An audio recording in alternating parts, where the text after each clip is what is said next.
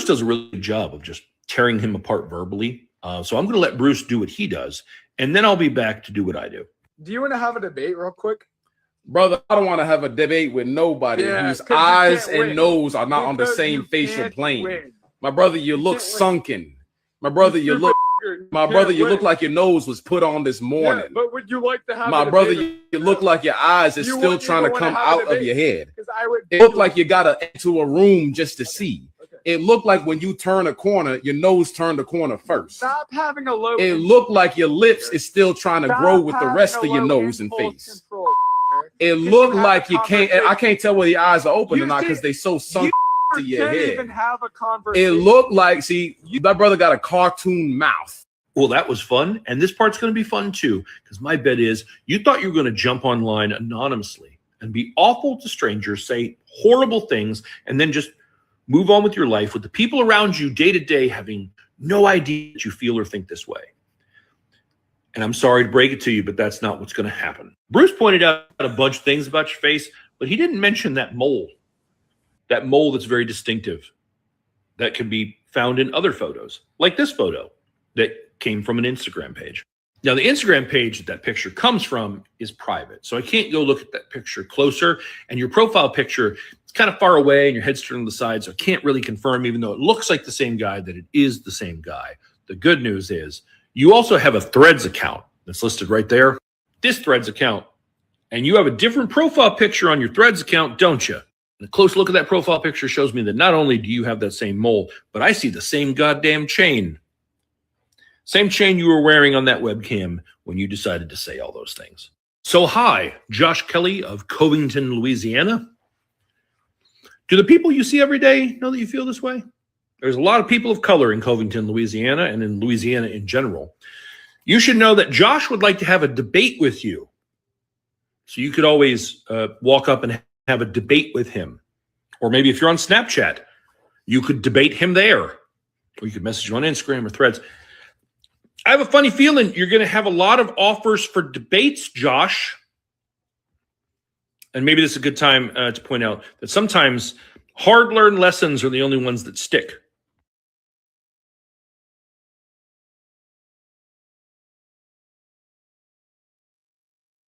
Good evening. He said hard-learned lessons are the only ones that stick. Can I get an amen for that? Can I get it for y'all hear me? Why are you talking over me? What?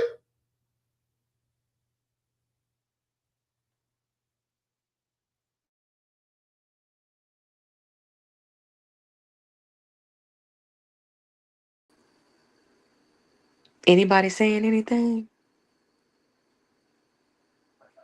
I was. Then she said something, but she didn't. She's not saying anything now. I said, why are you talking over me? She got an echo. Yeah. You got that Bluetooth speaker. See, I told her that Bluetooth speaker, she got it right next to the microphone. Just put on headphones. Or just do it from your phone. Anyway, welcome to the show, folks. Yeah, we're back. Of course we're back. We didn't go anywhere. Miss Adrian, yes, we are on YouTube. You know where to find us at. And if you don't know where to find us on YouTube, you can go to the AKK Network, and we're there on YouTube, as well as my other channel, Super Nintendo. So, yeah. Welcome to the show, everybody. We got Mr. Porter here early. We got Miss Sham Bam here. And Miss McCall is up here twice. So we'll try to fix that here in a second. I don't know. It might have been because she was up here twice. Either way it goes, we got some interesting news, of course. Let me see if it's this one. Can you talk now?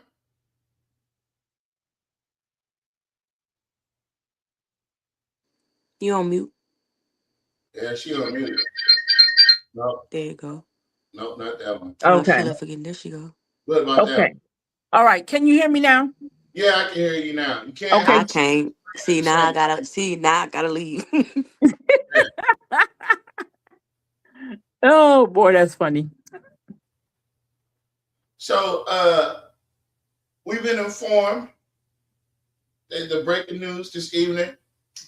Oh, before we do any breaking news, make sure you guys are sharing this live out so more people can watch it. Like the people that watched it last week, the 2,500, 3,000 people that watched us last week. We need more of that. Yeah, make sure you're sharing this out. Make sure you're liking it. Hold on, we got all kind of little things that we need to be doing right here. Hold on. I think that's it. Yep, that's it. We got some breaking news. So we got word that the mayor has vetoed the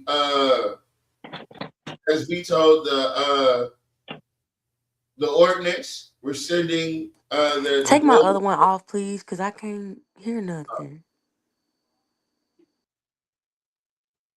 rescinding the thing from Gator. So he's vetoed it. Now we're gonna wait till Tuesday or next Tuesday for the next city council meeting to see if there's going to be 5 votes to override that veto. One can hope, but one already knows, if that makes any sense. One can hope, but we already know. So can I ask a question? Sure. So, Mr. Porter, what do you think now?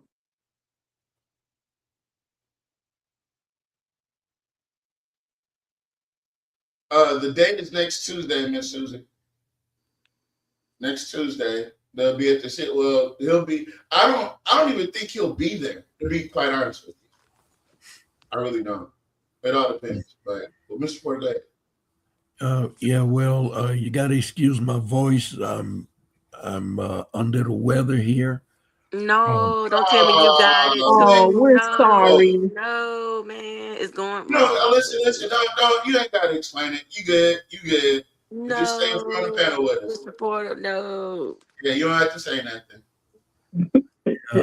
We all expected this, right? We expected him to veto it, so we're gonna make him wear that like a badge of courage, like a trophy or something, and we'll keep people to remember that he did that because Gator was looking to put money into economic development projects in the black neighborhoods.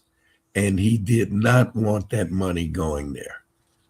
So what he did, he orchestrated a hostile takeover, got them to vote in these egregious contracts, and he's not going to let it go. He's not going to let it go. And then he was able to get the sellouts to help him do this as well. And so we expected it, but that's another nail in his coffin. So. Yes, indeed. Now again, we're hanging these albatrosses around his neck.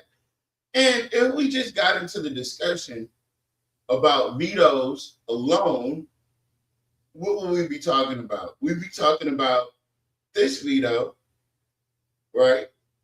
We'd be talking about the gerrymandering veto, right? What was another veto that he threw up there? Can anybody remember? I can't. No, I can't. I don't know if he vetoed Malcolm's affordable housing ordinance. I think he kind of usurped that instead of vetoing it. Yeah. Yeah, he usurped that. He took that over and made it into something completely different. Well, he did that same Hey, thing with hey, y'all. Oh, you can rest a little bit, Mr. Porter, but so I okay. went ahead and Googled Jacquees Roy. Let's see. It says December 2025, Roy vetoed the 2024 redistricting ordinance approved by the council. And then it says August 2007 veto. Roy vetoed Alexandria Ordinance 231-2007, which related to council appointment of legal counsel. So I'm gonna click the ordinance to see what it. Oh, it won't let me. It's a KLB article. But let me see. I'm trying to And, go and back to the what one. we're doing, Oh, and I you do know, want to explain, we've been going through different things, trying to figure out how come a lot of this information has been pulled from the internet. Mm-hmm. Mm-hmm. did you say 2007, Shamir? Yes, ma'am. I'm trying to research something right now. He wasn't in Yeah, it office says in 2007. Yeah, he it was. says August 2007 veto. So Yes, he I'm was. looking at the KLB article and I'm looking for I see Roy versus Alexandria.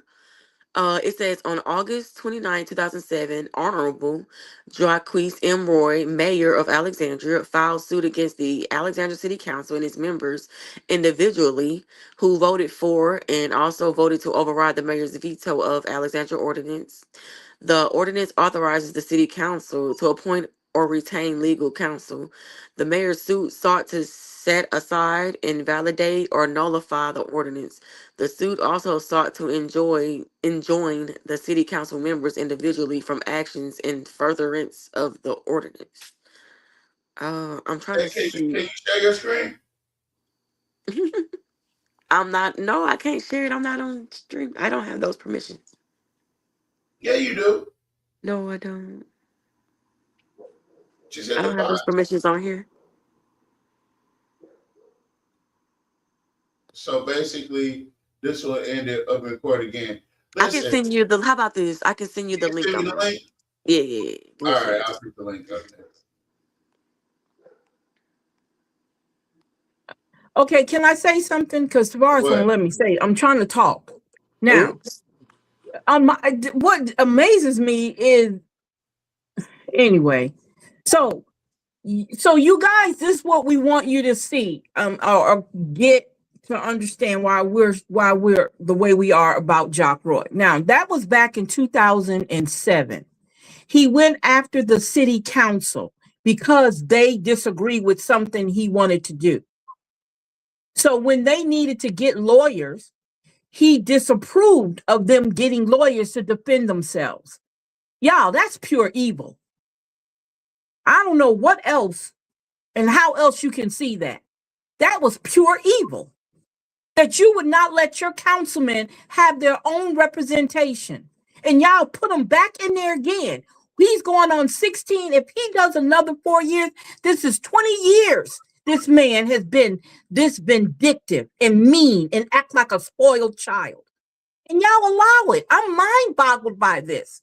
This man should have never got another chance to sit in that seat after this crazy stuff right here. But y'all put him right back there again and right back there again. You got him in there again. And that was his first term right there because he came in 2006. This was during his first term. So he came in being a snake. Like Miss Angelique said, he came in being a snake. And he So bit y'all over and over again. Obviously, y'all must have got immune to the venom because he hasn't stopped. all right, so here's the docket number for y'all that want to go and dig around back in 2008, which I advise you to do. What's another? Can you throw me another case where he vetoed something? So that's what I Googled. So it was the 2025 one, and it was this one. So far, that's what I found. So I'm just trying to figure out when is it enough? When is it enough? When is it enough where you wake up and you want to see some sunshine, innovativeness, people coming in who really want to make the city look good and do the right thing for the city and not just one side of the city, but the whole city. When do y'all want that? Do y'all really want that? Is that something you really, really, truly want to do come November? Because I think right now, just looking at this, and these are just small cases. Go ahead. I'm sorry. Go ahead. Just go ahead and play it, Tavares, because it's like I'm not even here. Go ahead and play it. Well, it started playing on its own, so it's not my fault. I just tried to cue it up. That's it. Go ahead, man. Done. I'll wait till you finish playing it. Alexandria has vetoed the city council's decision to redraw district maps. The move was led by Council President Cynthia Perry. In his veto message obtained through a records request by KALB, Mayor Roy explained his reasoning for the veto of the newly passed council district's map. Mayor Roy wrote that the new ordinance is not about fairness or legitimate legal challenges, but, quote, it reflects the city council's apparent attempt to arrogate unto itself the people's power to elect their own representatives, end quote. Back in April 2024, the council voted 4-3 to redistrict 3 council districts from the 2022 map, which expanded City Council District 4 and shrunk Districts 2 and 3 in the process. Last week, the council voted 4-3 to revert to the 2022 council districts map. Council President Cynthia Perry weighed in on the veto.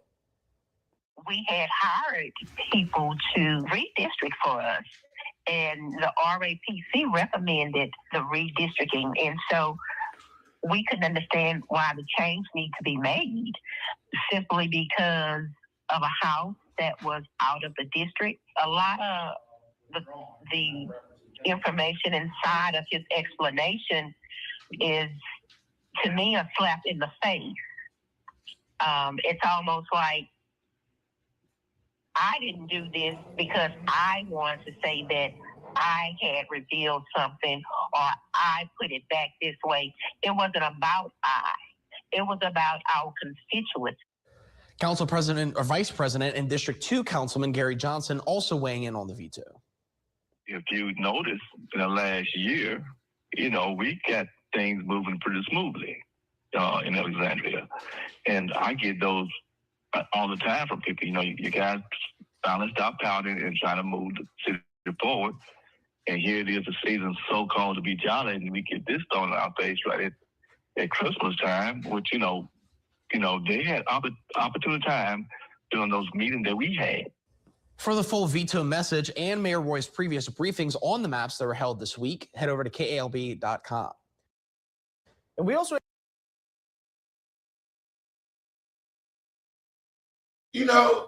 I think I just got sick of Gary Johnson. I didn't know he did that interview. This,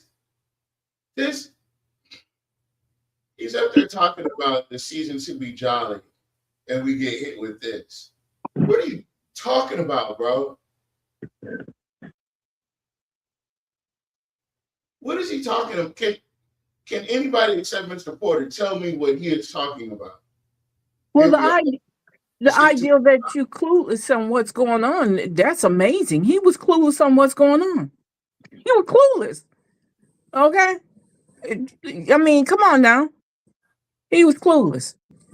And you the man. I'm sorry. That's why that's a whole nother conversation I'm gonna have to have on my other show. That male leadership bull crap. He's clueless, okay? He's clueless as I don't know what, and I don't even know why.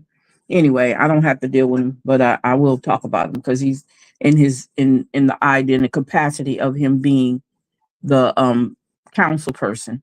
He's clueless. Anyway, so if you guys, like I said before, if you see all of this that keeps taking place over and over and over again with him, I'm trying to figure out what else. What else? Go ahead, Tavares. Okay, so when you dig at this redistricting thing, right? What's at the root of redistricting? It's disenfranchisement, right? That's the reason why they use redistricting the way they do, is because they're trying to disenfranchise a certain group of people. They're trying to remove their voting power, or trying to quell them, quench them, and quiet them, right?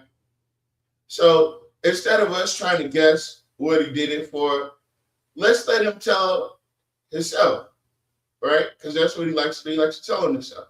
So let's give him the space.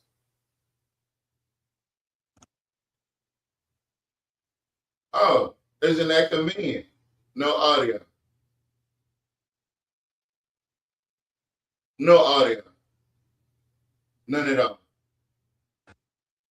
That's what's been that they're not there to hear other. Tell us your reasoning behind that veto. Sure. I appreciate, first of all, that you're covering this. I think it's. So let me set the stage for you. So Jock and Stephen Maxwell are having a private meeting with just Jock and Stephen Maxwell. Jock did not want to face, as you can see, he didn't want to face KLAB. He didn't want to make that. They had to file. Did you hear what he said in the beginning? They had to file a FOIA request just to get the letter of why he vetoed it. You're talking about somebody that did not want to face the music. So instead of facing the music, he went and got his homeboy, whom he brought back to Alexandria for this election, Stephen Maxwell. And you got to argue with your mammies about that. Because Stephen Maxwell's return was quite weird, but quite obvious. Stephen Maxwell was the only one that worshiped him at KLAB.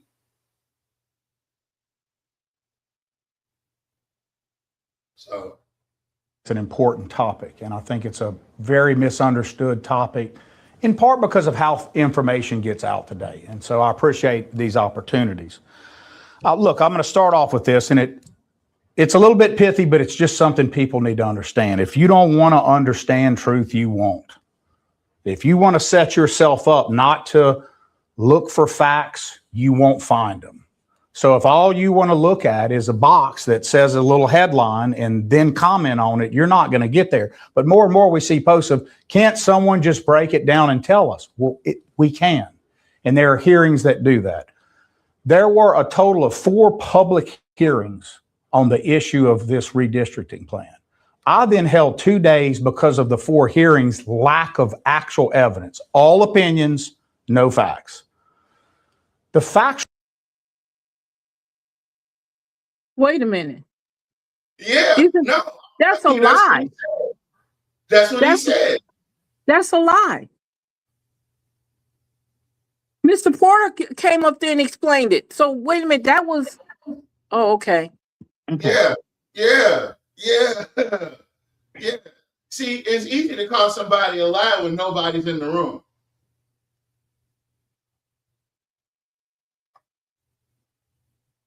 I don't know, y'all. Actual parts, which were limited, had to do with, for example, Matt Johns with RAPC coming in and explaining the maps. But what gets lost is what he explained is both plans comply with the law. So if both plans comply with the law, you have to ask why you need to change one or why one is better than the other. And those are real easy answers. What people need to understand is that Malcolm Laverdane, Tracy Snow, and Gerber Porter filed a lawsuit, actually 2, one in federal court with voting rights claims and one that didn't have it, just a charter claim. They alleged all kinds of violations of law through that. None were true. That's a fact, and it's backed up in a record that's been made. And How come we never knew this video ever? Wow. Wow. It's because we don't follow Stephen Maxwell. That's why we didn't know this existed. Oh, Mr. Porter, you a liar. You're a liar. You a liar, man. Oh. Right. It's not a fact. It's just his opinion. I can back it up in any way. But if people choose not to accept the fact, then they can come to whatever opinion they want. But if you want facts, that's one. What were the lies? See, it's the thing. You're calling people a lie from an empty room. You can't name the lie. And that's what I'm saying about these people in these coordinated events. Y'all going out here eating crawfish with this motherfucker, and he's sitting up there Never mind. Under oath, Tracy Snow, in a deposition, could not explain the factual basis for filing a lawsuit. Can you believe that? Could not, when given the opportunity and signed a verification, signed I'm backing this suit, couldn't explain it. If you don't have a basis to sue and you do, and it's all about political motive, then here's what that does to the public. It throws a whole lot of just cloudiness, turbidity in the water. Everybody has to try to figure that out while you sit back and hide your hand and you've explained nothing. Oh, he's very familiar with that, isn't he? I'm telling you. I'm telling you. So, Mr. Porter, stop, Tavares, for a second. No, don't stress Mr. Porter out. Okay. No, I can answer what's your question. I was going to chime in anyway, but yeah, that's what I wanted you to do. Go ahead and chime in. I wanted you to chime in. Definitely. Yeah. Oh, yeah. Jack Roy is full of malarkey. He knows full well that, first of all, that redistricting that Elizabeth Felter did is not allowed in the charter. It only gives 2 provisions to redistrict after a decennial census and if there is an annexation into the city. That's it. Now, their position was the charter didn't say you could not redistrict whenever you want, but it gives the 2 cases where you must redistrict. And so that's the same thing Project 2025 and the Republicans, the MAGA Republicans, are doing, throughout the United States. Now, his whole justification was hinged on 2 things: protecting the culture of a particular community of interest, and preserving the culture. And they never said what that culture is they're preserving, and he never said what the common interest of that community is compared to if they were in District 3. What are the different interests that District 3 has versus District 4, and why Elizabeth Felter and her home had to be in District 4, because it was a different culture and they had different interests, and they never defined what that culture is and what that interest is. The culture could have been they speak a different language, they have a different religion, things that would suggest that a person who's not of that religion or culture or language could not be fairly represented by somebody else. They just didn't present anything. And the federal guidelines for redistricting, it ensures transparency. Before you even begin to draw the maps, you're supposed to come before the public and let them know, this is what we want to do, this is why, before you even start. Elizabeth Felter had the maps in the lobby before they even introduced the ordinance. On the day that they were introducing the ordinance, the new maps were already drawn and in the lobby. And then when you make a change like that, you're supposed to lay over 30 days. They laid over 2 weeks. They rushed that through. So they violated the charter in many, many ways.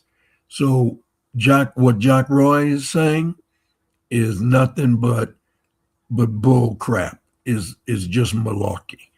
And then at the deposition, he's claiming that Tracy Snow didn't know and didn't explain, that's not true. You know, so unless folks was there at the deposition, I was, then, and look, and Jack Roy wasn't even there. Okay.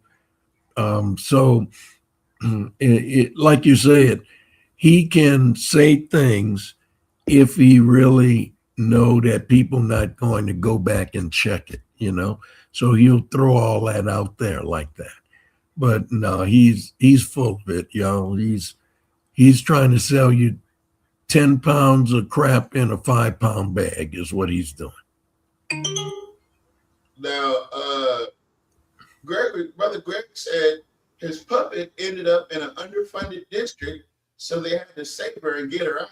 Is that the moral of that story? I'm not going to say that she's a puppet, but I am going to say she's a muppet.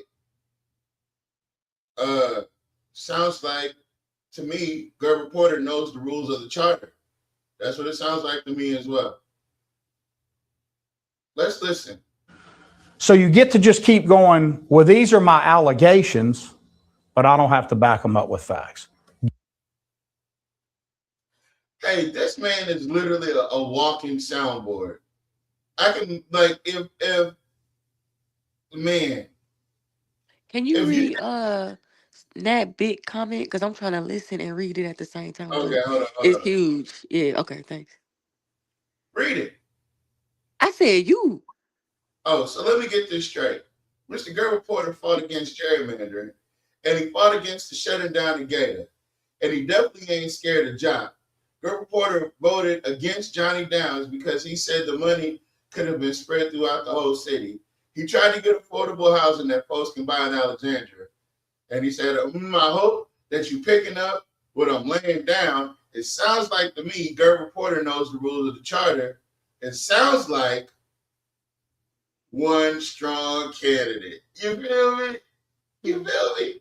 Plus, we know Jock. Listen, and Mr. Porter is here and he don't got to respond. But listen, we know Jock would literally poo-poo himself at the thought of having to go against Mr. Porter.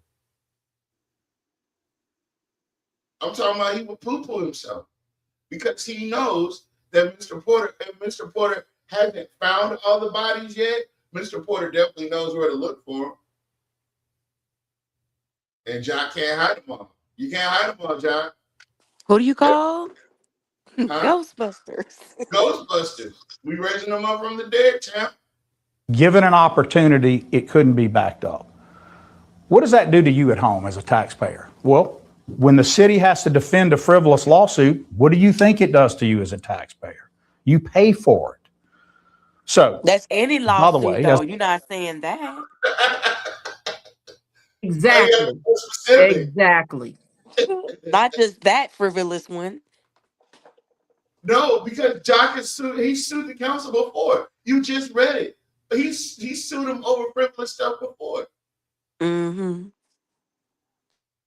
As an aside, under oath, Ms. Snow was asked about that question. If this is determined to be frivolous, etc., should you have to reimburse the citizens? Her answer was she didn't think so. I disagree. You should. So now on the charter claim. So he's going to double dip.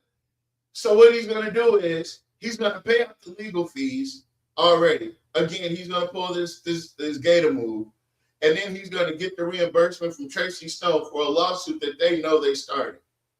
Like, they knew that you were going to get sued for trying to redo the maps. So, like, I mean, these people create the problem and then try to charge you to fix it.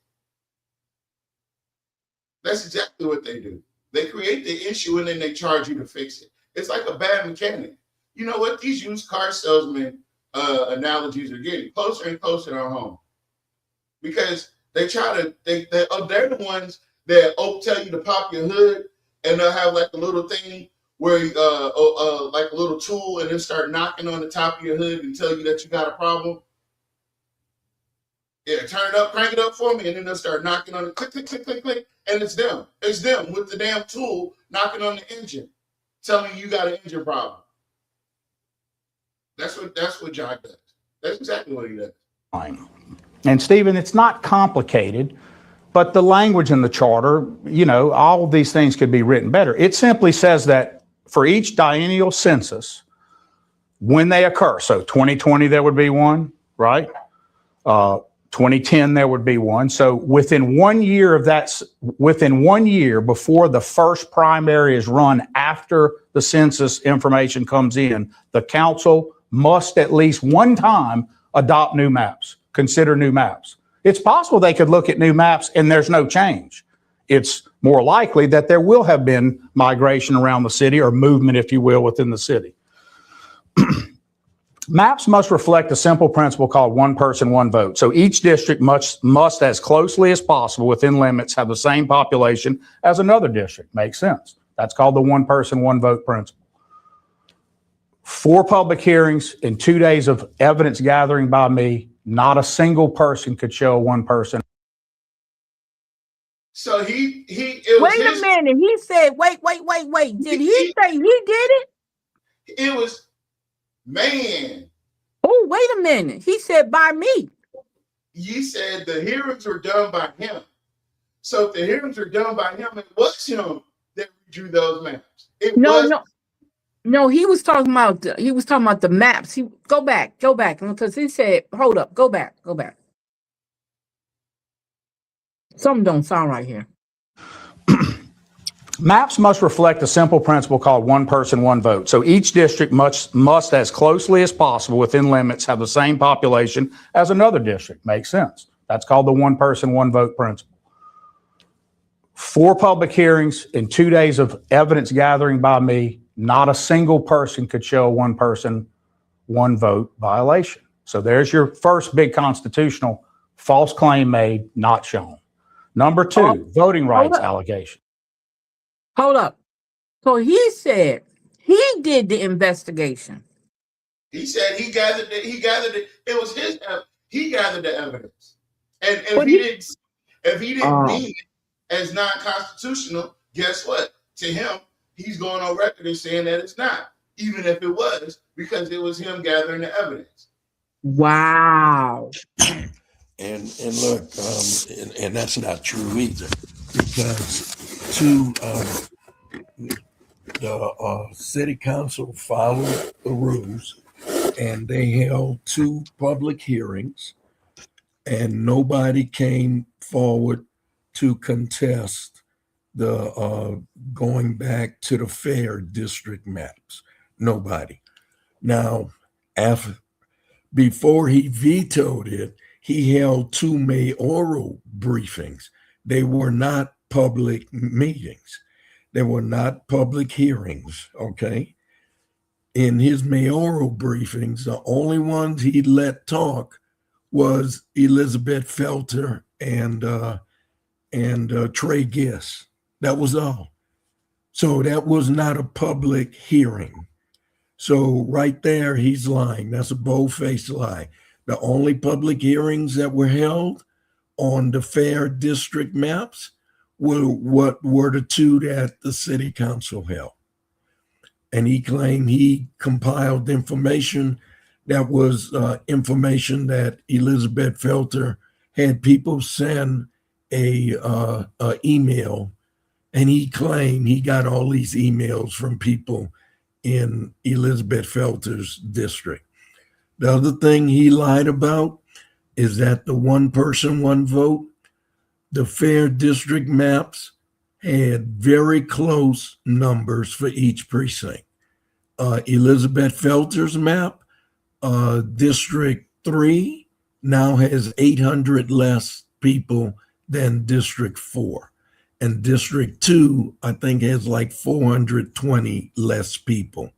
So everything is skewed again.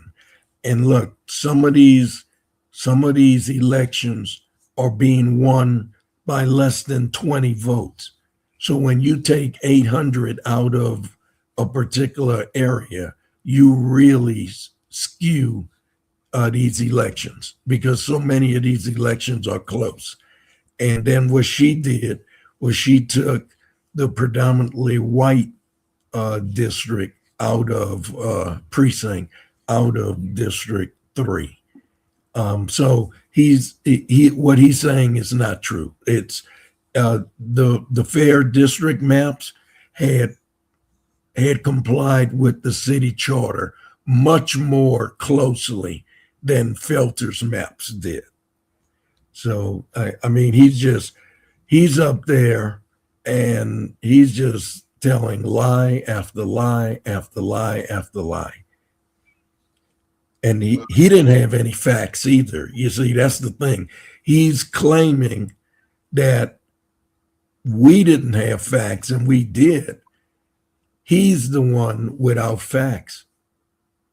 And nobody got to contest that, because at the mayoral briefing, he decides the agenda, who can speak, and what information is presented.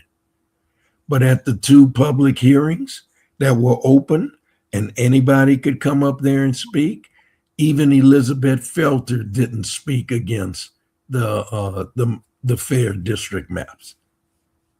This is true. So this is all a ruse. All right.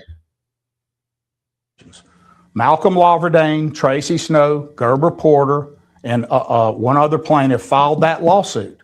They dismissed that in federal court. If I saw a voting rights claim, I'd still act on that. But they even admitted, Mr. Laverdane, in the council meeting, there's no voting rights issues. Because in fact, the district that Cynthia Perry had. Okay, so now we're getting deep into the lie territory. So this is Jock 101, right? He thinks he's winning so good that he just starts saying random shit. And then he has to catch himself from going too far. And now he's off in the weeds now. That ain't been 3 minutes and he's off in the weeds already. So let's see how far he waves out. As would increase African-American population under the Felter plan and decrease under the Davidson-Porter plan. Under the Felter plan? Well, how did it become hers? Oh, okay. So look, here's the thing. You see, it was never about racial demographics. It was about having the same number of people in each district. Because before I embarked on that, District 5 was twice as large as District 1. And a comment he made earlier that there was always a redistricting done, and sometimes they would change the boundaries, sometimes they wouldn't. Well, most of the time they didn't change the boundaries. And that's why District 1, as they kept losing population, ended up being half the number of District 5, because District 5 was growing as they were growing out in those new areas. And they never addressed that. I come along and I'm following the letter of the charter. I'm following it to the nth degree. And we had balanced districts. And it was never about what the demographics were in each district. It was never about that. Because to try and get a demographic type district, we would be running from lower third all the way out to Coliseum Drive, trying to get a district that represented the demographics, 40% white, 60% black. It was truly those maps just didn't make sense. Okay. And so once we looked at that, we recognized, okay, this is not logical, this is not practical, and we started going for, just like the charter says, try to get the same number of people in each district, and that's what we did. And what he's saying is not even part of the approach at all. He's bringing something into there as if it was a claim we made, and we never made that claim, never, about the racial makeup of the district. That's not the case. Look, we already knew that District 1, District 2, District 3 were like 80% black. We knew that. Okay. So he's saying that what Felter didn't reduce the number of blacks. Well, of course it didn't, because they were already 80% black. Okay. So it's what he's saying is hollow. It rings hollow. It's an empty can, and he's banging on it. It doesn't make any sense whatsoever. It was not about losing black voters in districts 1, 2, and 3. Shoot, they're already 80% black. So I think what we have here is a failure to communicate. Right? What he thinks is every time Mr. Porter is involved and Malcolm is involved, that it has something to do with black folks specifically. As if they can't see, like those black men don't have the ability to see what's going on for other people as well.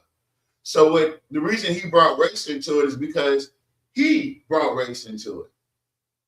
I get that a lot in some of these places I be in on Facebook, where the optics that they place the racial optics on something is simply because that's how they're viewing it. Nobody brought that up, as Mr. Porter said. This was about the numbers, purely about the numbers. And the first person to bring up race is the person that meant to use race as a leverage point. So that's a fact that anyone can go get. And that's an important fact, because place, and then you make the argument that this is about racial movement of people. Those are incongruous concepts. One has to be true. And if it's true that the Felter plan doesn't remove people or water down what we call dilution in that, then that should be important. Now, this is really important and really misleading to the public. Miss Felter and Gary Johnson qualified for their races. The council didn't meet their one-year rule that I outlined. They actually didn't adopt maps until after Gary and Lizzie Felter had qualified. So they ran under the 2011, 1 year from 2010 census map. So no one ever ran under anything and changed it. They ran under the other map. They then can choose to redistrict, do what they want. She chose to make sure that the political maneuvering that after she qualified, two no longer serving council persons, Ms. Davidson and Mr. Porter, think about that. The people rejected them, but on their way, they made sure and took her out of her own district. Stop it for a minute. You see that? You see that? That's what I said. That's a little boy. That's not a man. That's a boy. That's a boy. No. Because that wasn't necessary. Well, the thing is, this whole thing is nothing but a bunch of lies. So, first of all, wow, we're going to have to make a list and keep up with all these lies. Okay, so first of all, he's saying we didn't meet the 1 year time frame after the census. Now, keep in mind what happened in 2020 when the census was taking place. What was happening? COVID happened. The pandemic, right? Yep, the pandemic. That's delayed the census. The information didn't come out until very late. And the way things work in Rapides Parish, first, the Rapides Parish, police juror districts, well, the first thing that's done are the precincts to see if they need to change precincts. Did one precinct lose a lot of people? Did another precinct gain a lot of people? So they have to start with the precincts. Then they do the police juror districts. Then they do the school board districts. Then we do the city council districts. And because COVID, the pandemic, delayed the census and the information came out late and everything got started, that's what pushed us back. You notice he didn't mention that at all. That's what pushed everybody back, okay? And he wants to make it sound like we were derelict in our duty and did the maps late. Now, after we put the maps in, now, by the way, I introduced the redistricting in February. Okay, it didn't get approved until August, the end of August. During all that time, there were a lot of delays, and those delays were by Trey Giss. As a matter of fact, Trey Giss would not allow me to go up to the engineering department to look at the maps to see what their progress was making. And you know, you got to get permission through the mayor and all that stuff. And Jeff Hall wouldn't allow it. And he was using Trey Giss as the contact person. And Trey Giss wouldn't allow me to go up there and look at it. So, and then every time we were going to vote on it, I believe it was 2 times, it got delayed again. Now, Elizabeth Felter qualified in July. This process began in February. In March, in May, the maps was presented to the public. And we should have voted in June, but Trey Giss deferred that. We should have voted in July. He deferred that. We didn't vote until August. And the thing is, had Trey Giss and Jeff Hall not got involved and did that, we would have done it in June, and those maps would have been different when she qualified in July. But here's the other thing. If she didn't know that those maps were changing when she qualified, shame on her. You're applying for a job and you don't know what's happening with that company. You don't know that company is going to shut down and move to Texas or somewhere, but you're applying for an open position. And now when they get ready to move, you're like, well, nobody told me about that. No, that's crazy. And if she really didn't know, shame on her. That means she was going into applying for a job she knew nothing about. The other thing he said that's a bold-faced lie was that we did that going out the door, and that's not true. My first presentation was in February. In May, we presented the maps. We should have voted in June.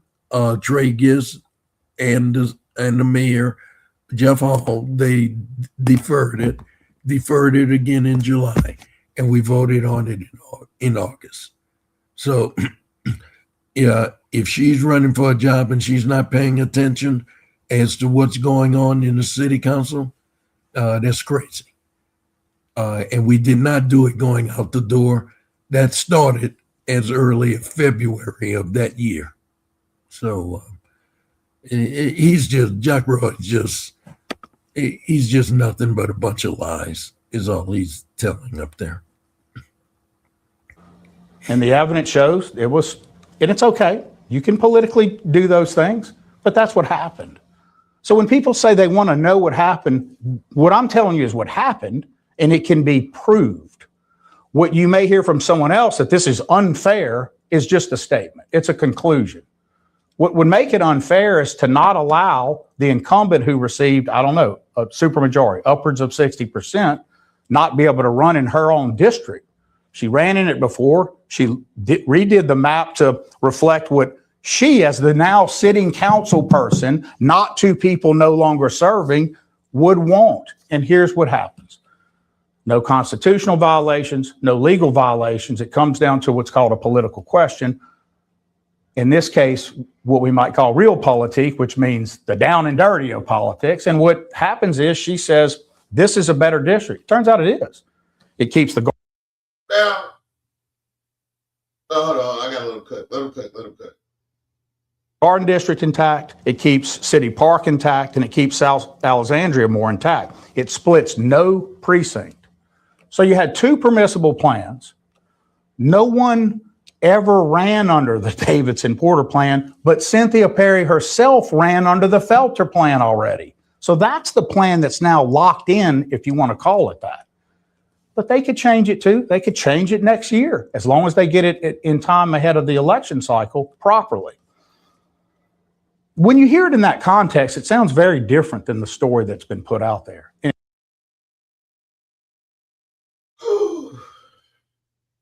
You know, That's an arrogant, cocky little boy. That's what that is. I'm sorry. I'm talking about his character. That is an arrogant little boy. That's what it is. That's what we're dealing with. Brother Greg says she actually lied while standing in her kitchen and said that the previous council before her waited until after she qualified to make the new maps. She said that. I think I remember her. And those maps was presented in May. In May of that year, before she qualified. Qualifications ain't till like damn near July, wasn't It was the end of July. That's right. Oh, wow. He made another lie, and I've forgotten it that quickly. But everything he's talking about is not true. And then he claimed he has facts. Okay, he never presented any facts. Now, here's the thing that they harped on during his two mayoral briefings on the veto was protecting the culture and protecting community of interest, preserving the culture, and he mentioned Garden District. He sure did. And that was their big thing, was they were protecting the culture. They never defined what that culture is they were trying to protect. And then they talked about neighborhoods or communities of common interests. And they never said what the interests were of this particular community compared to the other community that they would have been grouped with in a political subdivision. They never define what that culture is and what interests are different that they were trying to protect. So this is there's no facts there, none whatsoever. Sounds starkly different from the conclusions and opinions that were stated in the council hearings. I don't fault council members for wanting to make districts reflect who they are. You don't fault them because you're a part of it. You started it. You did it. And I know Jeff was the mayor pro tem, right? I know he was the mayor pro tem while Jock was on doing what his thing, whatever it was. But Jock left Trey Gist in place. That's the reason why Mr. Bush voted for Trey Gist to get out of the city council meetings. Because he didn't belong there. But what did Jeff Hall do? Jeff Hall brought back Trey Gist on his staff. And that's how we got into this entanglement that we're in now, because Jeff Hall was told to bring Trey Gist back and put him on his staff. So there's that. Jock, you got a lot of explaining to do. But don't do too much explaining because you lie. Or politically friends with or not, that's up to them. What I do fault is the idea of letting the public think it was something it was not. Just admit what you're doing and be done with it. But like the idea that Ms. Felter...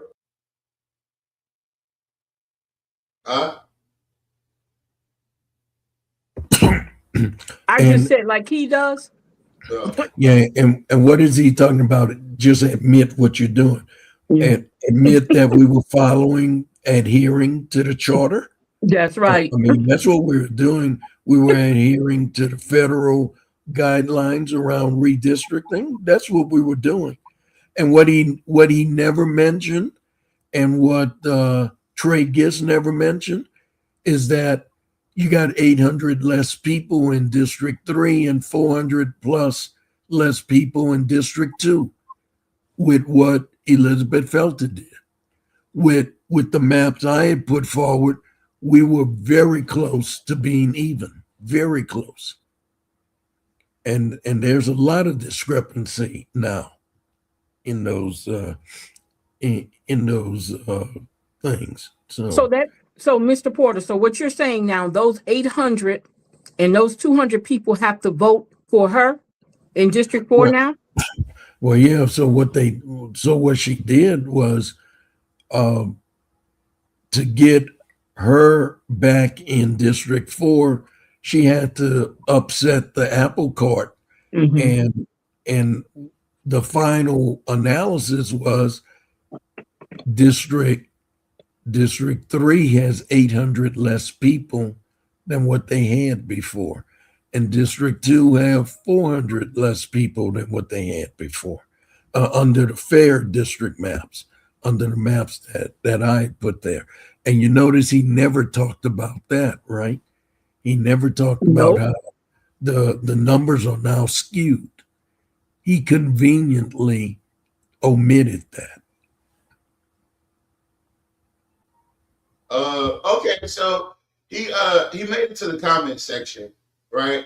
Mind you, there's only 15 comments here. There's only 57 interactions, only 11 shares. This went largely unnoticed. The only people that caught it was Nat, Miss Jeannie Moran, right? Michael Paul, who we know, and Jock Roy. Now, out of all things Jock Roy responded to, he said, "My apologies for any confusion about Gary Johnson being mentioned, but including him was my intent. I wasn't speaking to the qualification of the other candidates." And Ms. He's explaining his explanation. Look at this. He's explaining the explanation. What? Or any of the other persons in redistricting did something wrong because they want to make sure that the district reflects the continuity, the compactness, and the communities of interest they serve. There's just nothing wrong with that. That's actually a more important goal than simply saying, I'd prefer to do this because maybe somebody I want to run will run. And I'll make sure I'm clear about that. Oh my God. What did he? Oh no, he did not say that. Yes, he made up his own. He made up his own reason. Oh my God. And now this is a straw man theory, right? So he made up his own imaginary circumstance by which this would be less equitable. Now, mind you, this whole time he's saying that there was nothing wrong with Mr. Porter's new map. He's saying it was fair and equitable and it was permissible. There was nothing wrong with either one of the maps, but that one just wasn't going to work for Lizzie. But that don't sound, because that don't, you can't say they both perfect maps and then turn around and say, but it didn't.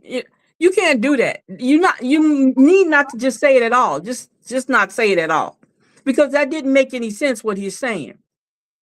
And he's telling on himself. He's literally telling on himself. Every time he does something like this, he tells on himself. He's in the comment section with this fucking 4 or 5 paragraphs, the 3 paragraphs of explanation after the explanation. So this didn't hit the way he thought it hit, and he got these reactions. He got this reaction. He got this reaction. Yeah, he got that reaction, and I guess he didn't like that one. But now he's explaining the explanation. Just tell us your reasoning behind that veto. Sure. I appreciate, first of all, the relations. It comes down to what's called a political question. In this case, ran on about that. the council should not pick the people that they serve with by legislative fiat down on a vote. The people decide the candidates they want and elect them, and they did. And it was Ms. Felter they chose. So it is the height of hypocrisy. Okay, now, you heard what he just said, right? Isn't that what she did when she moved those people around? That's exactly That's exactly what she did when she moved those people around. That's what she did. I mean, to the literal point of that's what she did. She picked her own. Yeah, her own constituents. She picked her own constituents. But this goes back to me telling y'all, Lizzie would not win in any other race. Mm-hmm. Yeah. Yeah. Yep. The only place that she can, this is the only, and look at the conditions, and look how far they got to go to get her to win. Mm-hmm. Yep. Mm-hmm. That means she's a dud. She's a dud. Yep. She's a political puppet. Hypocrisy to then argue that the council would have the right to take her out because they would rather serve with someone else.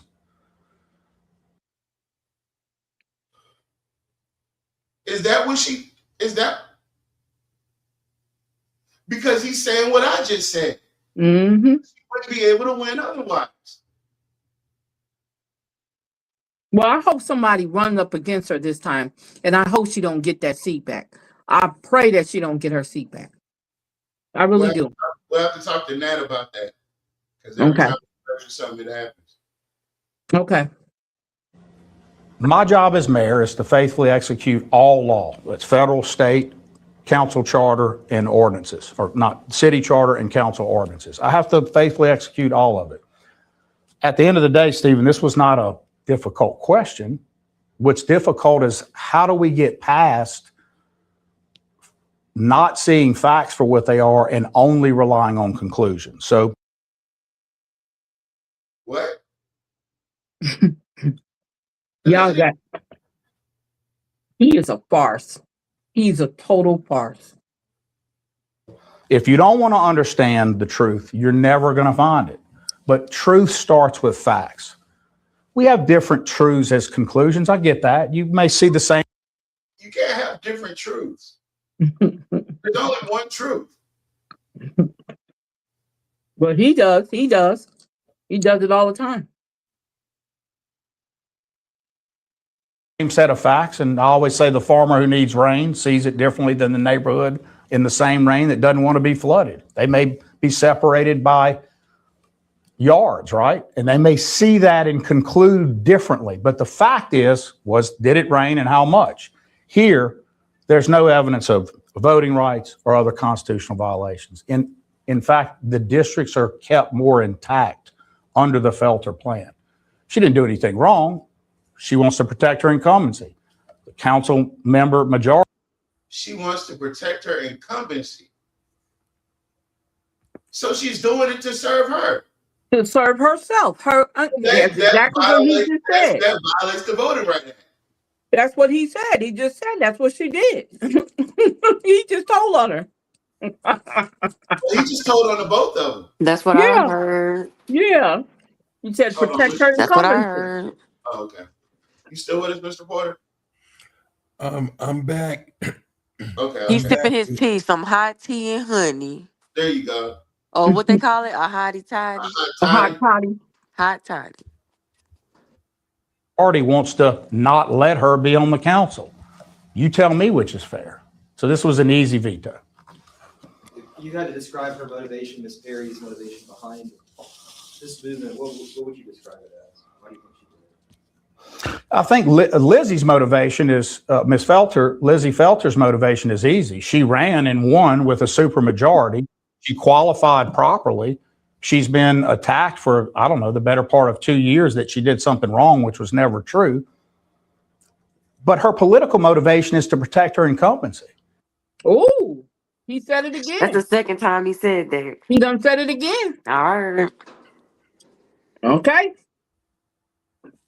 Oh, okay. So, okay, here we go. We got some comments. Why did he do that at a podium with an audience of one was he trying to dupe people into thinking that he was actually doing a press conference? Hey, y'all, I hate to admit it, but he's right. She didn't do anything wrong. He did, whoever else drew that new map and threw her name on it.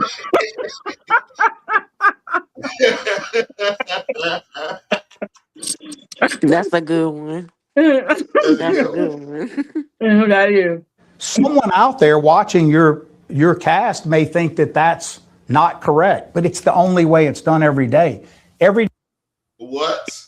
Mm-hmm. What? We always doing stuff for our own political interest every day. Keep talking, Jeff.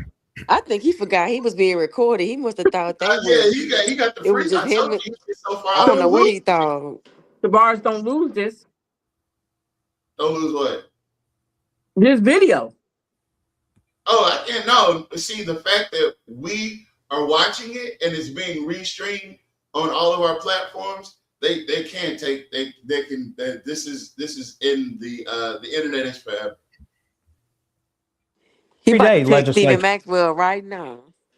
Yeah. are working on redistricting, and all of those people work on what they want their district to be. Do you think incumbency protection is part of it? It's actually permitted under the law. Can't be the principal factor, it can be one. Miss Perry's motivation, I can't speak to. She said her motivation was fairness, but I just outlined that it can't have anything to do with that. What's unfair is what occurred. I think Miss Perry can absolutely desire a political outcome. What did he say? Did he just say something so asinine as fairness not being part of it? Isn't that the whole thing behind Voters' Rights Act? Isn't that a whole thing behind not gerrymandering people out of their districts? Fairness is one of them, ain't it? Yeah. Is that one of them? Yeah, it is. As part of it, it's actually permitted under the law. Can't be the principal factor, it can be one. Miss Perry's motivation, I can't speak to. She said her motivation was fairness, but I just outlined that it can't have anything to do with that. What's unfair is what occurred. I think Miss Perry can absolutely desire a political outcome because that's what legislators can do. And her political outcome can be inconsistent with Miss Felter's, and it doesn't mean anyone's evil. It does. What? Okay, what? What? Huh? What is he even? What are you saying? Okay, y'all just gerrymandered 800 people out of her district. 800 people out of her district. And what the hell are you saying now? Doesn't mean anyone's bad. It's not the end of the world. It's one political conclusion goes that way, the other goes that way. They're both permissible things. Stephen, not everything that happens downstairs where there's disagreement is the end of the world. If you watch the news this morning, if you watch national news, you want to see some real fighting, look at the committee hearings that are going on in Congress today where everyone has to be impeached and the other side says this.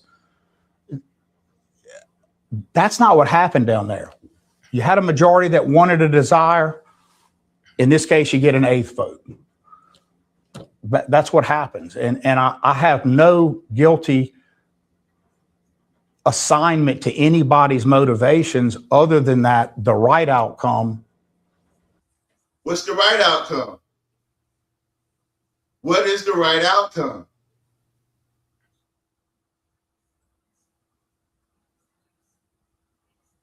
What is the right outcome? The right outcome is the one that protects her incumbency. He's telling you what he did. Yeah, exactly. Like he always does.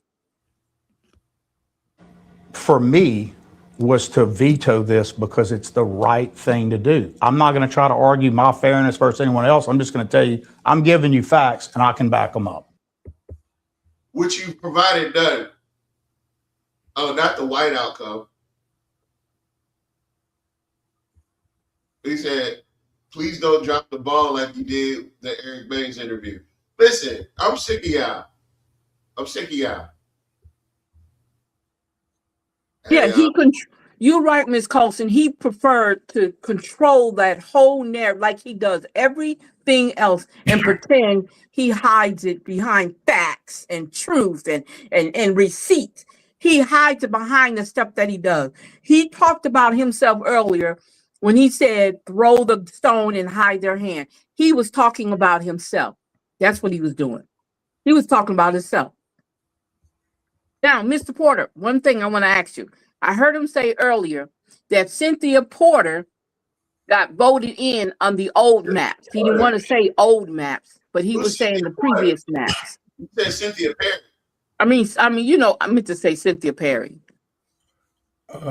Yeah, because and look, that was a fiasco also, because people didn't even know what precincts they were in and who was on their ballot.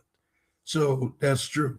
And there was about 50 plus people got the wrong ballots because they did that so quickly. The reason they didn't wait the normal 30 days, which is illegal, okay? He never talked about that either. The fact that Felter pushed hers through in 2 weeks rather than observing 30 days. And they were doing that to try and rush it and get it into the precinct registers for voting. And that was a fiasco. There were about 50 people that were in the wrong districts, voting in the wrong districts. I want to bring y'all attention to the only people that liked it, that liked this big, long, drawn-out shit that he wrote. The only people that liked it, and I didn't even know they had Facebooks. Rhonda Brown Hunt, Wendy Hendricks Roy, Dustin Matthews, and Thomas DeVee. Go figure.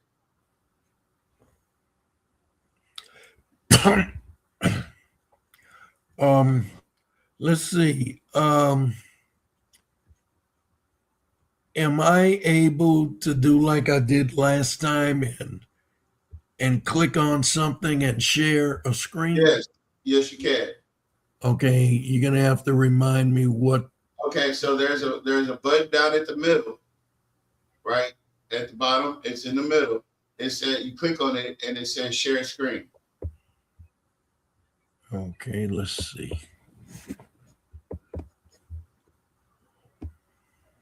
I'll remove mine. Okay. So that's the icon with I got it. Okay. Yeah. I got it. Okay. Why I don't have that option?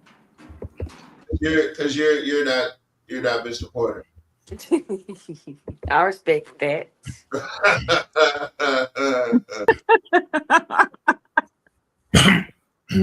All right. So this document that I have on the screen. Can you zoom in a little for us?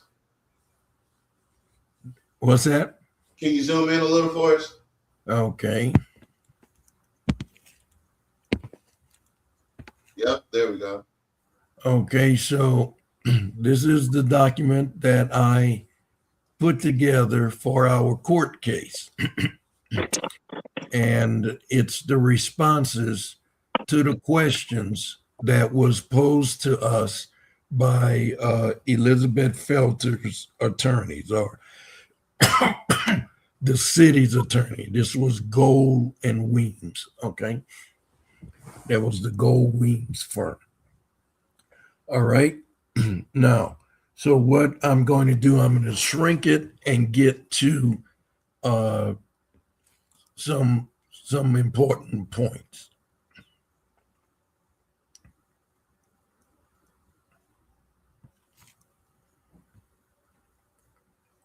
Okay, so the first point I want to make and understand that Jack Roy never addressed these parts. So this is what I'm talking about when he omitted a lot of things. once district maps have been redrawn, adopted, and enacted, if there's a challenge to those maps, you have to go through the court. That never happened. Elizabeth Felter just introduced an ordinance to change it. Okay. Now, so that was a procedural violation of local laws, state laws, and the federal laws. So we had already approved these maps and they were enacted. The lines were changed. The precincts and the registers were changed. Everything was changed. But Jack Roy is claiming because there was never an election under those changed maps that they were invalid. And that's not true. If there was a challenge to what was adopted by the city council, they needed to go through the courts. That didn't happen. Elizabeth Felter just introduced an ordinance and they voted on that. Now,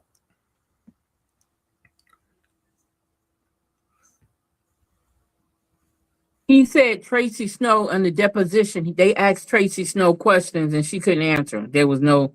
No, that's not true. Tracy Snow answered all the questions. She was a little bit hesitant, but she answered all of their questions. Okay, so now here's what the United States Department of Justice guidelines requires. And this is to ensure transparency in the redistricting process. So before you even start to put a pencil to a paper to draw a map, you must have an open and transparent process. You have meetings among the council members and legal personnel and mapping consultants. And these meetings must be open and accessible to the public. And then there should be a full disclosure of any non-public meetings and discussions about redrawing the maps. Now, in June of 2023, Elizabeth Felter went to the Rapides Area Planning Commission and instructed them to start redrawing the maps. And they did. They should not have done that. Okay. And I'll get to a part of that also. And then there should be full access and participation in the process well in advance of the development of specific proposals for redistricting. So there should have been a meeting like what we did in 2022. There should have been a meeting to discuss what we're trying to accomplish, why, and what's the criteria. That did not happen with Felter's maps. And then there's ample opportunity for the public to have input before you start to develop these maps. You have to give them the opportunity to have input.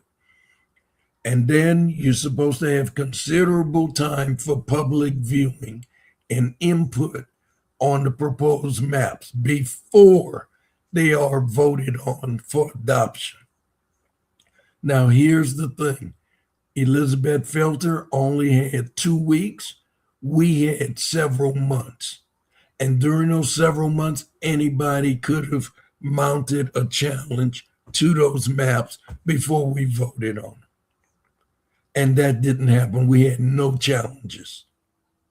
And we had plenty of challenges in the public hearings for Felter's maps, and they just totally disregarded all of our comments, totally disregarded. And then if there's conflict of interest or personal benefits to council members, that needs to be disclosed. And you see, and Elizabeth Felter didn't disclose that. and there's accountability where the public can have access to any non-public discussions about that. So when Jack Roy summoned Matt Johns to his office to have a meeting with him and Elizabeth Felter about this redistricting, they were supposed to disclose that. They never did. So they violated all of these rules in the Department of Justice guidelines for redistricting process. All of those were violated. Now, in June 2023, Felter went to Rapides Area Planning Commission to initiate the redrawing of these maps.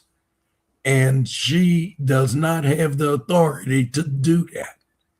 That has to be voted on by the city council. And so she cannot direct the contractor or enter into an intergovernmental agreement with anybody just on her own. And she had several meetings with them to get them to draw the maps the way she wanted them drawn. Nobody else had input. It was just her and Rapides Area Planning Commission. Nobody else had input. And and so this is gerrymandering. An incumbent elected official directed Rapides Area Planning Commission to redraw the district maps for her own personal gain. And the charter states that you redistrict on two occasions, after the 10-year census or in the event of an annexation. So those are the only two times. And their position was, well, the home rule charter doesn't say you can't do it anytime you want. Now, so Felter went to Rapides Area Planning Commission June 2023, had those maps drawn, okay, and then had no contract, had nothing. Then February 2024, Jim Villard, who was president of the city council, issues a letter to Rapides Area Planning Commission for them to draw the maps. Well, they've already been drawn, okay? And to transmit the maps to the city engineer. Now, when it got to the city engineer, that was where, in my case, that was when, what's his name, Trey Giss kept deferring, kept saying they weren't ready. They hadn't converted them from RAPC, and they wouldn't let me go up there to see what was the holdup, what was the problem, what could be so hard. RAPC already did it. All you have to do is transfer it to your data files. That's all you have to do. What was so difficult about that? And they would not let me go up there to talk to a city employee because the charter strictly prohibits council members from directing any city employee. We are not allowed to do that. So now the question was, how do you pay for this work that Elizabeth Felter had illegally authorized them to do? Well, here's another violation. They tacked it on to the 2022 contract, the contract we had when we did the maps I developed. They went back 2 years to a contract that was completed and closed to say, well, let's charge it to that, because they didn't have a contract for 2023 or 2024. The work was already completed in May of 2022. So that contract was closed. The job was finished. and because they violated all of that, didn't have a valid contract, they're gonna go back and try and reopen a closed contract and charge the 2024 redistricting work to that previous contract. This never should have taken place. And you see how conveniently Jack Roy left all of that out. He left the 30-day period out. He left the challenge to the a court challenge to the maps. He left that out. He left the fact that they had no contract for RAPC to do this. I mean, all of these are violations of the process and violations of the procedure. So, and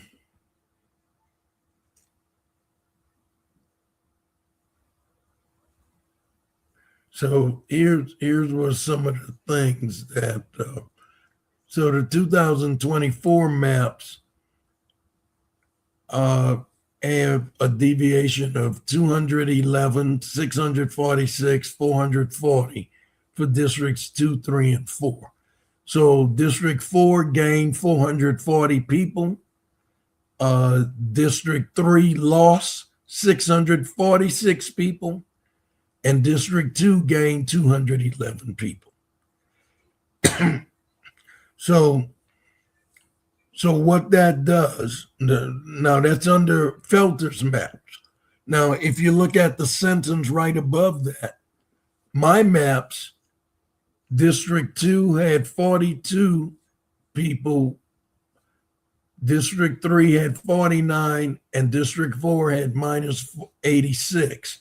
That's how close we were.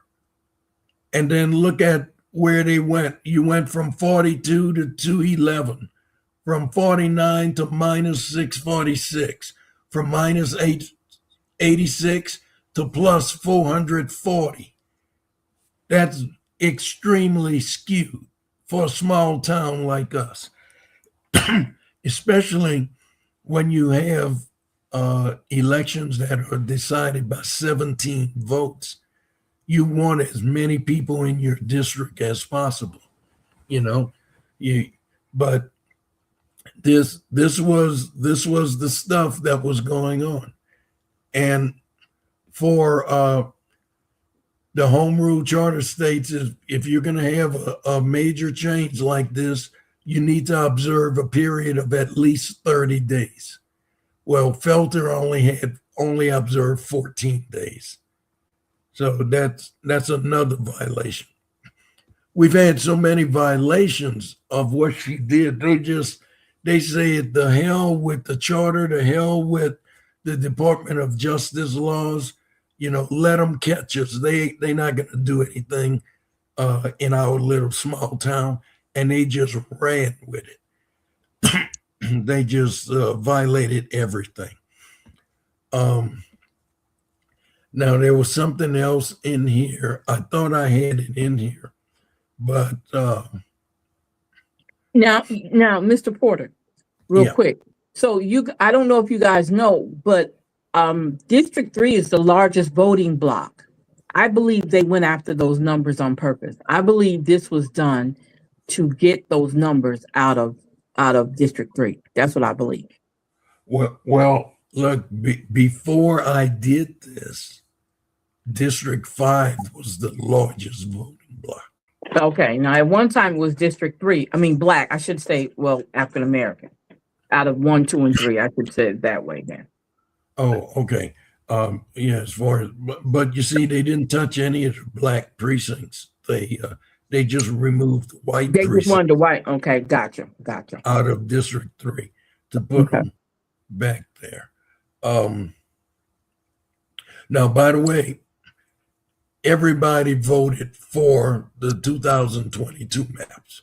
Nobody voted against them on the city council. We had no challenges. Nobody came up contesting them like we did for the 2024 maps. Nobody contested.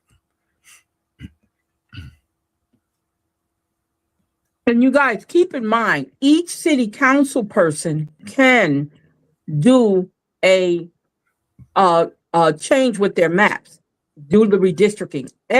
There's nobody saying nobody could have done it but Mr. Porter and Ms. Davidson. No, any city council person could have done this map. As a matter of fact, and they were the only two that stepped up to the plate to do it. They were the only two that out of all those city council people sitting up there, they were the only two that wanted to do this.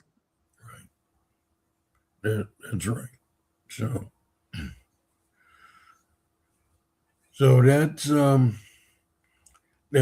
what I'm showing on the screen now. This is what's in red is Elizabeth Felter's maps. What's in yellow is mine. So the goal was to try and get every district as close to 9,082 people as possible. So for District 4 under my maps, we got District 4 to 8,996. So that was 86 people less than the goal. And for District 3, we got them to 9,131. That was 49 people more than the goal. And for District 2, there was 9,124. That was 42 people more than the goal.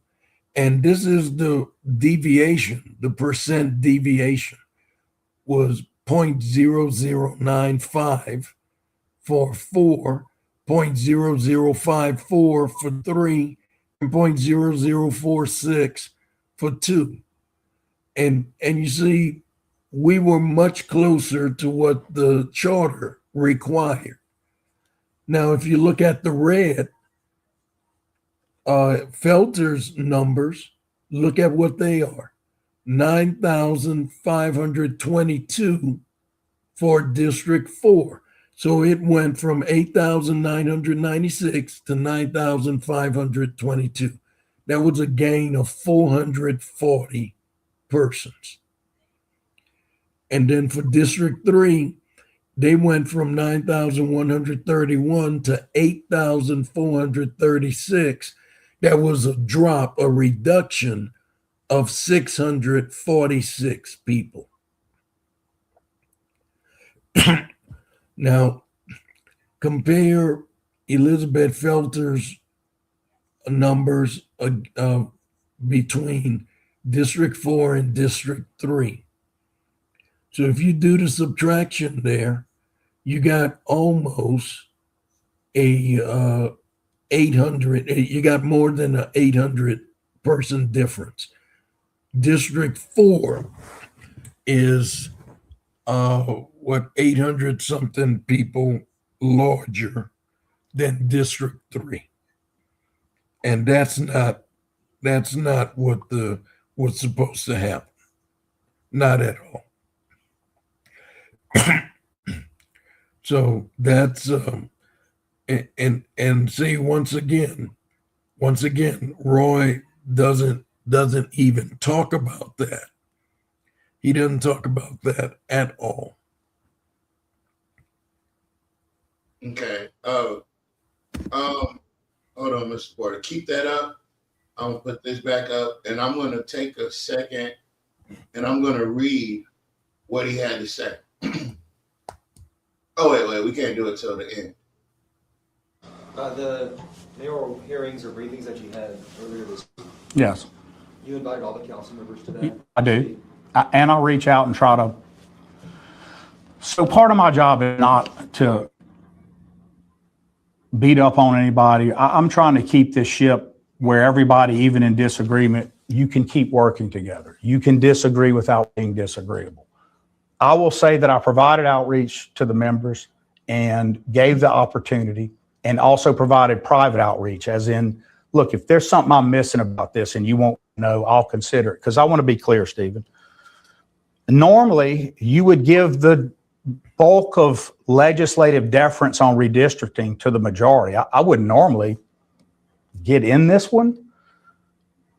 But because the public was so misled, and then when you hear the record corrected, And there's just so much information, deposition testimony, everything. Imagine you file a suit, you make a claim in it, and then you admit in your own deposition, I had no basis for the claim. Public doesn't know that. They need to know that.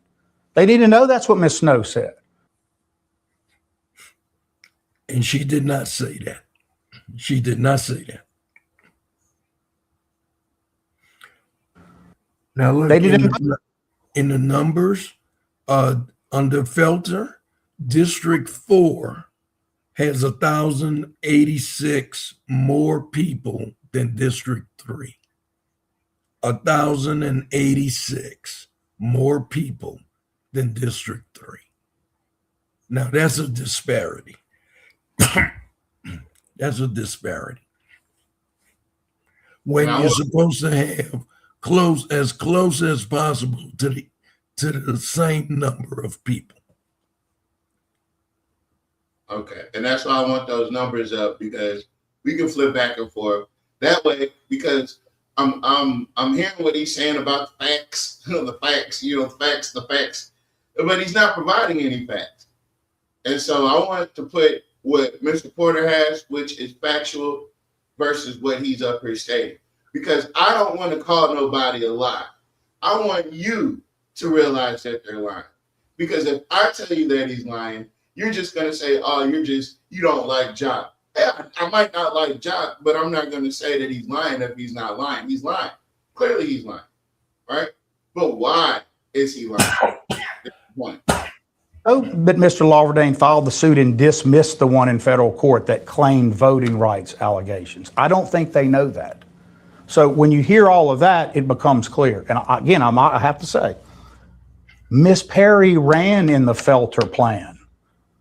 That's the only plan that's been used. The Davidson-Porter plan has not been run in. It's not. And I don't think people plan. always Stop it for a minute, because that's a lie. That's not her plan. That was the original plan that was already there. She don't own that plan. That's stupid for him to keep saying that, because that was the original. That was the 2010 census, the 2010 census that Perry ran on. That's not Felter's plan. That wasn't Felter's plan. So he need to stop that. She wasn't even in existence when that first census was done. So quit hollering that's her plan. That wasn't her plan. That plan was already in existence. catch all that. So you were going to ask about outreach. I'll continue to answer your outreach question. I may have cut you off. Were you disappointed that none of the other council members showed up? I think disappointed because it continues the perception that 4-3 is based on something it's not.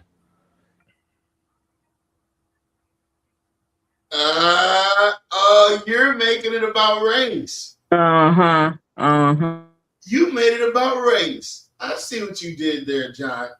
You made this about race.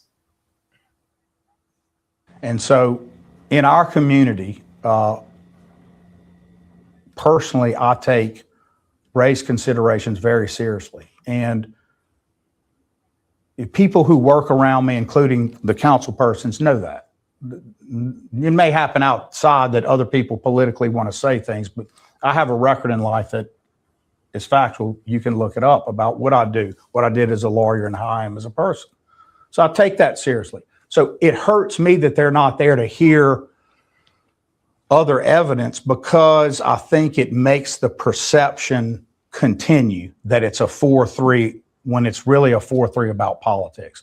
I guess that's my thesis today, Stephen. This is a political exercise that all sides in this, and I don't think there are just two, are entitled to go through.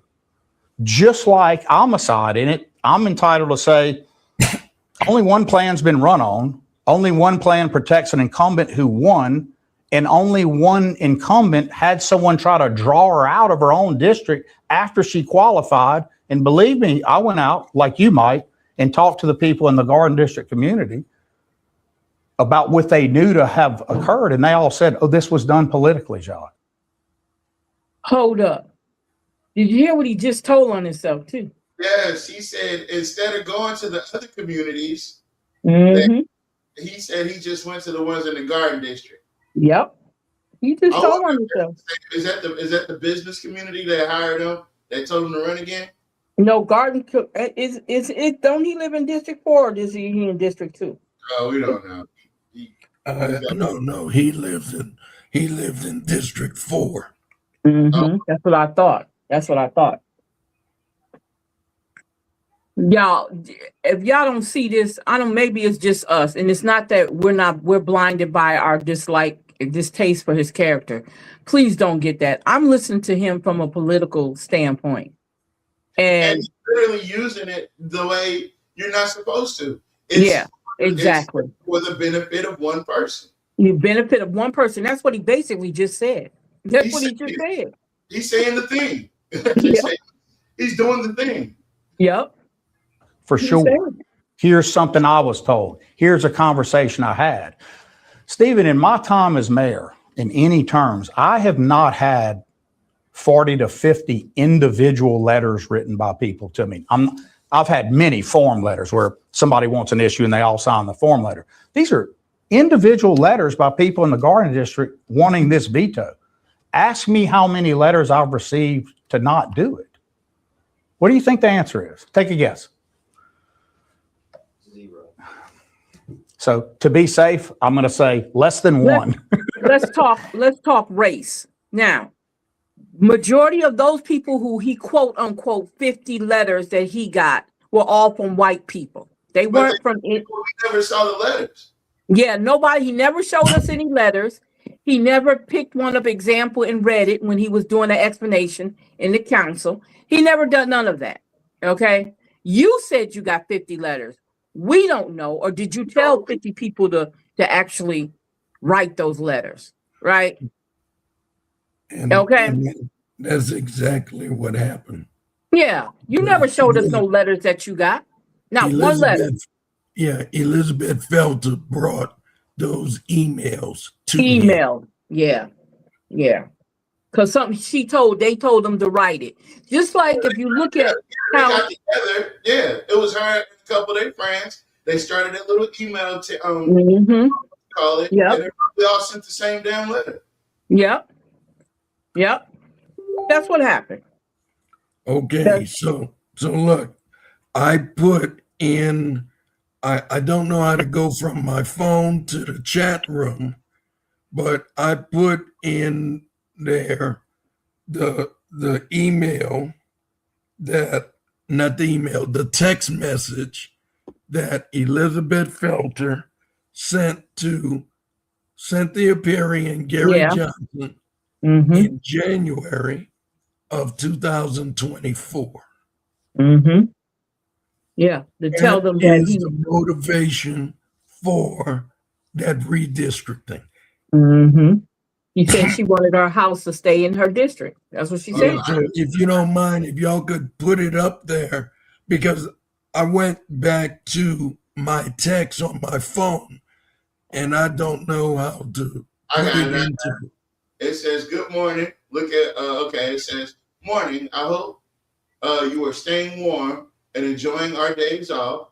I'm wanting to get the ball rolling on getting my house back in District 4. I've gone to the RAPC and looked at some options, and it seems like the best option would be to swap out a precinct in your district, in Gary's district. All the demographics are identical on the changes. I can send you the map options for you to review. We can chat about it when you would like. Okay. Now, that was January 2024. She had already gone to RAPC in June of 2026. So the maps were already done. You said 25 or 26 or 24? I'm sorry. She went to RAPC in June of 2023. And she sent this to Cynthia and Gary in January of 2024. So this is really all about moving her house back into the back. That's all it's about. That is the only reason. That's the primary reason. Okay. And look, Gary and Cynthia had no input whatsoever. The maps was done. She's just sending it to them for review. Damn. Or less. I don't. Damn, sorry. And then the following month in February, when they realized that, hey, how are we going to pay these people? That's when Jim Villard sent the letter to Rapides Area Planning Commission telling them to reopen the 2022 contract that the city council had with them and charge it to that. So that's another violation. How do you settle that up if it's already been paid out? Yes, yes. So did they do it for free? No, they so some kind of way Jack Roy allowed the people to cut a check under that particular contract to RAPC. But the city council never voted on that at all. Never came before them. I'm getting a good screenshot of him with his hands up like this. Yeah, this is gonna make a good a screenshot. And so look, here's the other thing. All right, so the maps are already made up, right? And she admitted that. She's gone there and she already decided what they're gonna do. And she claims the demographics are identical. They're not, because when you move all those white folks out of District 3, the demographics are not identical. And what Jack Roy kept saying, we didn't change the black makeup of the district. And that's true. But that was never the issue. That was never the question.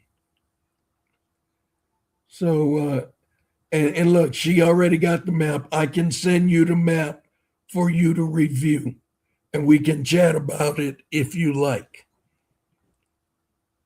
They had no input. District 2 and District 3 had no input into losing 646 people or gaining 211 people.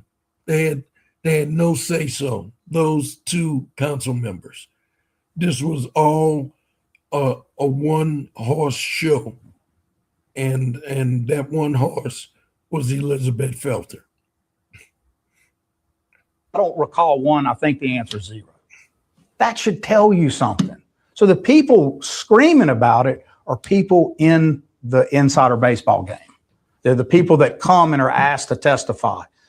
Do your homework and go see, of the people that testified in the council hearings, not in the ones I put on, in theirs, how many of those people live in Alexandria first and live in the districts affected, live in one of, I think it's going to be 1 to 2 people, if that. If it's and 3. so what, that has nothing to do. That has nothing to do. See, that tells you that he has an issue with us taking up for our people.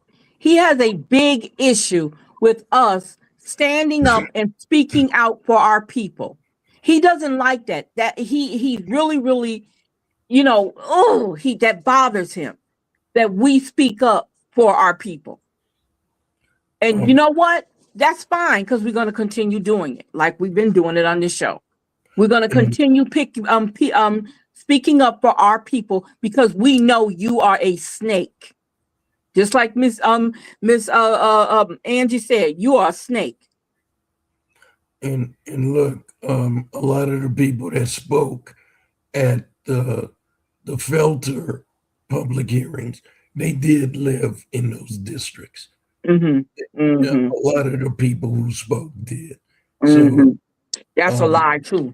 Yeah. So wait a minute, you mean to tell me that this new map affected 3 different districts and nobody showed no, and you mean to tell me it affected over 1,000 people?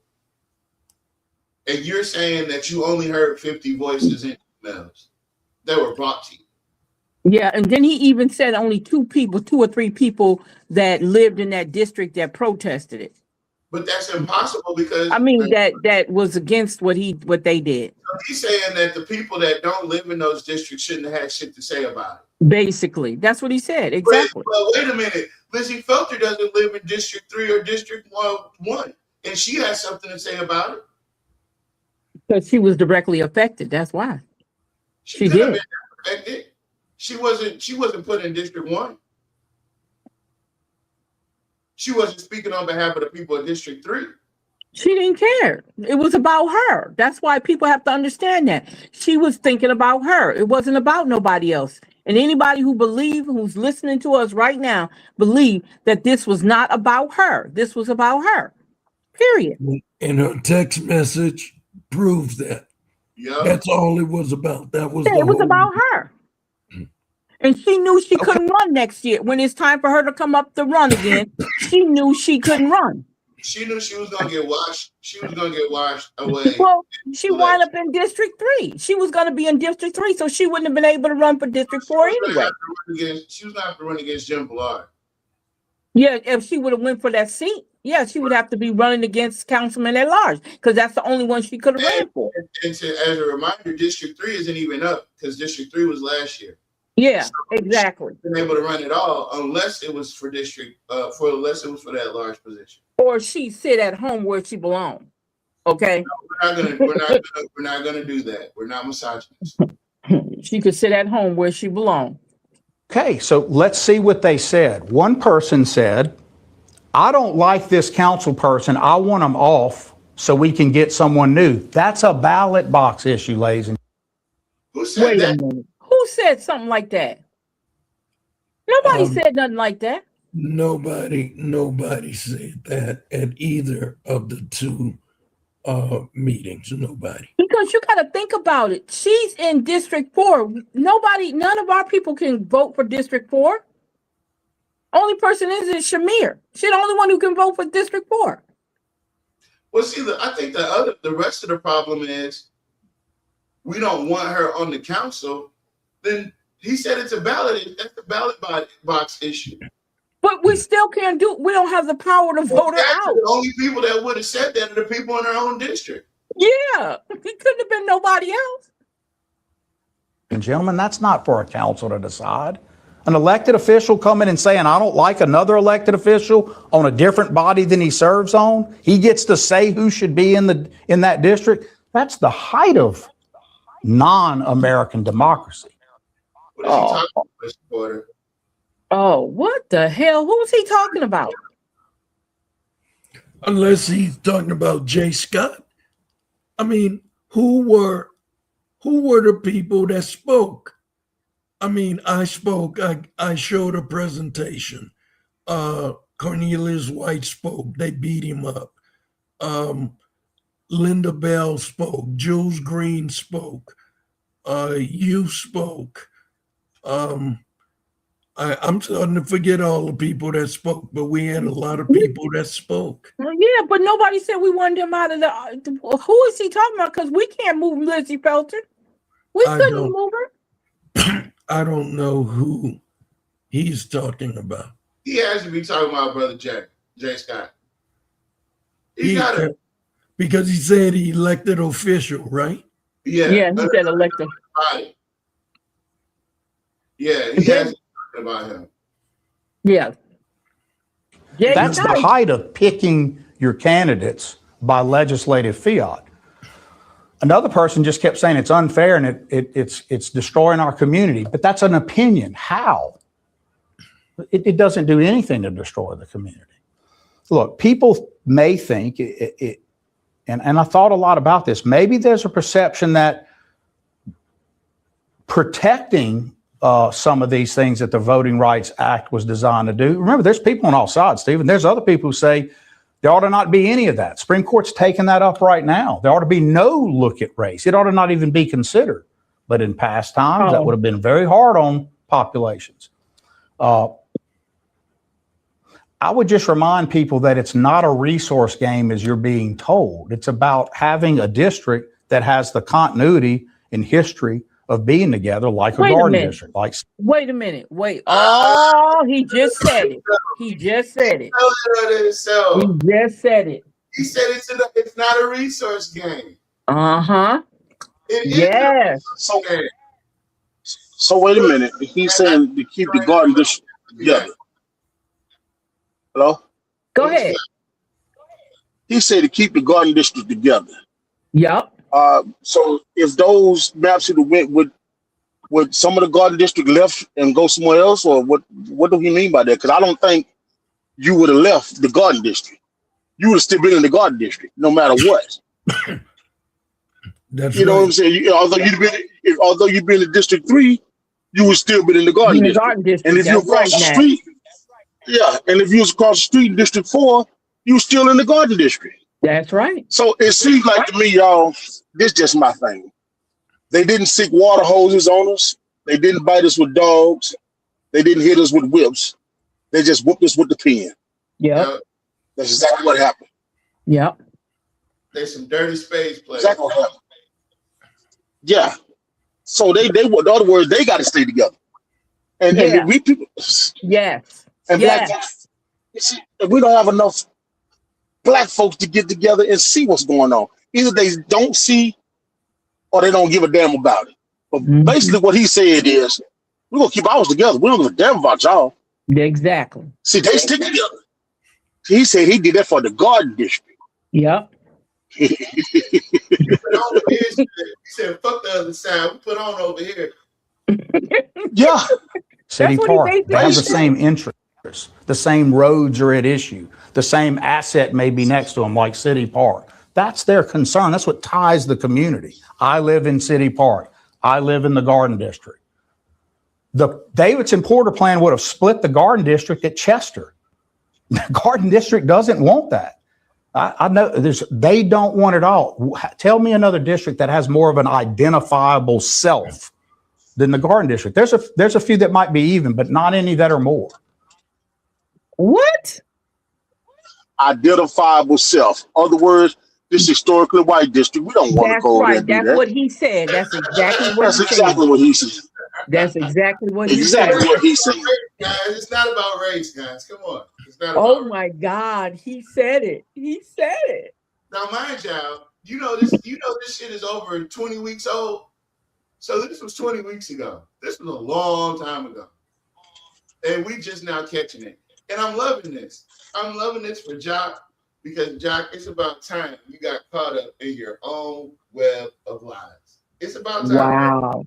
It's about time. Okay, we catching it. So they were really catching it. But what about the people that stay there? What they gonna do about it though? Yeah, yeah. Well, I mean, see, now this is all just fodder, if you will, for why Jock Roy is campaigning as early and as hard as he is, because he knows he's up against his own lies. It's not about who he's going to be running against. He's up against his own record. Yep. And you guys got to remember, he lives in District 4. So you got to think about it. You split all that up. That's votes too for him. Y'all don't get that, but that's votes for him too. Yeah, he's definitely playing. But it don't matter. Well, yeah, it don't matter about that, but because they're gonna vote for him either way, because it's on the it's on a state, it's on a citywide. I get what you're saying. What you're saying, but don't believe that. That's not playing around in his head. Okay. And shout out to all the black folks that showed up to his fundraiser. Y'all the real ones out here. Yeah, what you say? Yeah, shout out to all the black folks that showed up to that fundraiser. Yeah, that he gave that $250 plate crawfish boil that they had. And if you were stupid enough to pay $250 for some goddamn crawfish, then I got a bridge to Terabithia for you. And if you don't know about the bridge to Terabithia, it's 6th grade reading content. Really feeling strong about this. That's what a veto is for. A veto doesn't mean you have an absolute control. It means you become an 8th vote only on certain issues. And this was one, and it was an easy one in that sense. We don't build West Alexandria from the mayor's office or the council. That's not what happens. When developers develop, Stephen, they go buy property and decide what level they want to spend, Wait, what stop, level of stop, house. stop. Why Well, would wait a you minute. mention, wait, why would you mention 28 West? Because he's telling you what's happening. They really are doing it the way he's saying that they're not doing it. Wow. But he say it's not built from the city council. Well, why they finna do a survey for some pumps then? Yeah, because that was done from the city council, right? That's done from the city council, and it's from 28 West. Yep. So what he mean it ain't done from the council? He sound like a fool. Brother Greg says some people didn't pay. He gave a lot of those tickets away. It was for optics. Yeah, that's most of them were city workers. Really? He gave those tickets away? He had to. You put a gas to how you talking about buying a fundraiser. Huh? It was supposed to be a fundraiser. He gave the tickets away. Most of them were city workers. It was about optics for him. He knew that people were going to be watching from the outside, and he wanted to give the illusion that he had this groundswell of support. So, it's all about optics. $250 worth of crawfish and gas $5 a gallon. No, I catch crawfish out my ditch. That's right, out of my ditch. I got a couple ditches around my house. I get a crawfish out of there. They do got open ditches in District 3 that you can go get crawfish out of. I mean, I'm not being funny. You better be careful. Yes, sir. Wow. There's a big misconception in our community that the city is spending the money to develop homes and businesses in West Alexandria. That's not true. Those are individual capitalists, investors, and others.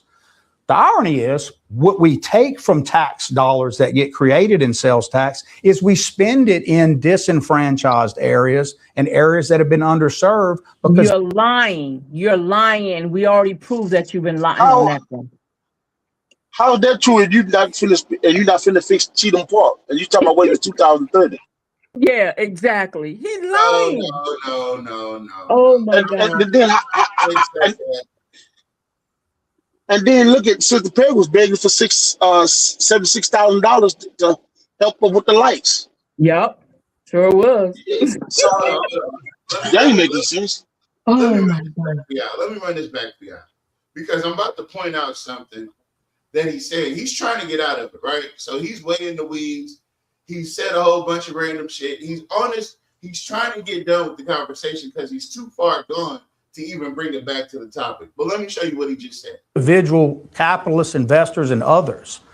The irony is what we take from tax dollars that get created in sales tax is we spend it in disenfranchised areas and areas that have been underserved. Okay, if you've been the goddamn mayor for the last 5 terms, how are these areas still underserved and disenfranchised if you didn't do this shit on purpose? That's right. That's a good point. And then Tavares, he's still trying to get them disenfranchised because of the utility incentives he give the people when they start doing stuff like this. That's right. When they bring their businesses here. Yep. So he's still helping them keep them. He's still helping keeping them underserved. Yeah. So yep.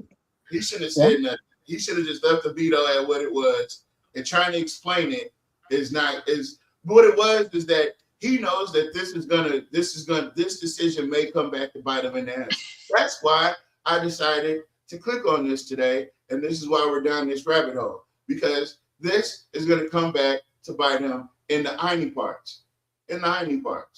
Because that's where the infrastructure needs tend to be. That's the grand irony of this. We're not doing that. We're spending the money where it's helped. We're not doing West Alexandria, as you see in some of these comments, that supposedly this veto is about. It's the opposite.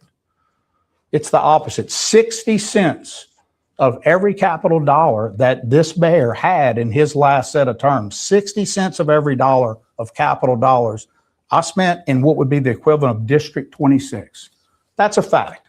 And I can back it up project for project, pages. So there's my report card on what I do. There's my report card on the truth.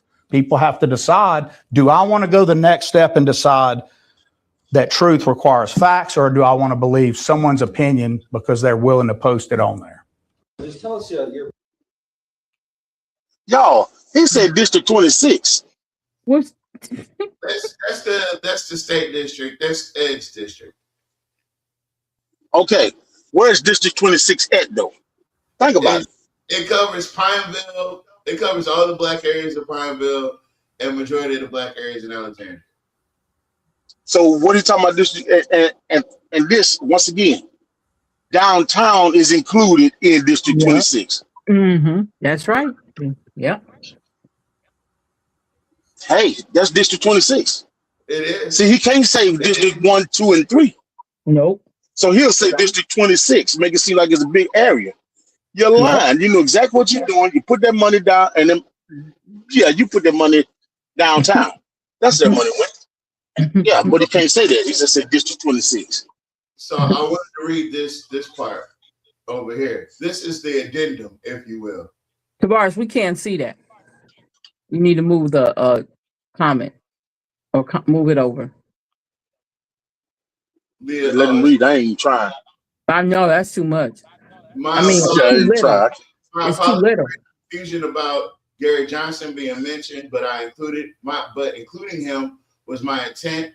I wasn't speaking to the qualifications of other candidates in Felter's race. Rather, I was referencing Mr. Johnson's comment about how the maps affected him in his own district as the basis for his vote, given that the Felter plan affected both the Perry and Johnson district. I pointed out neither current affected councilors ever ran on the Davidson Porter map, setting aside Spencer, who was only a candidate. Johnson made a comment on record about the voter confusion regarding a map that never existed for his race, as Johnson and Felter were elected on the old 2011 maps. Perry, however, ran on and won big against Shark under the Felter map. So the plan used so far is 1 for the Felter plan and a 0 for the Davidson Porter plan. This was very misunderstood by the public. I see why Sean noted this, and he is right. Mr. Spencer would have been out as well had he won, but that wasn't the point I was making. All facts, no voting rights issues, no charter violations, no unfairness in redistricting, really for either plan. However, it correctly pointed out, only the Davidson Porter plan cut out both qualified candidates in Davidson's former district for their next race. No. Let me tell you something. Every time we come down to holding a mirror to these people's face, they try to act like it's your fault. Yeah. When you tell folks that Johnny Downs is built on racism, they tell you so what? Well, here's the so what about it. The foundation of a house is the best thing about the house. If you don't have a good foundation and a good roof, the house is no good. So the foundation that they're laying for their people is still rooted in racism. That's right. It's still rooted in racism. We're trying to keep the Garden District together. Who's that? See, it's something about that Garden District that they actually want to keep that white pride. I'm saying this. It just seems like it's the Daughters of Confederacy just probably want to sit down and drink tea. Although you're across the street, you're still in the Garden District, dummy. Yep. That don't make no sense. It don't make no sense. Hey, y'all remember it's the press. Oh, hello? Yeah, go ahead. You can go ahead.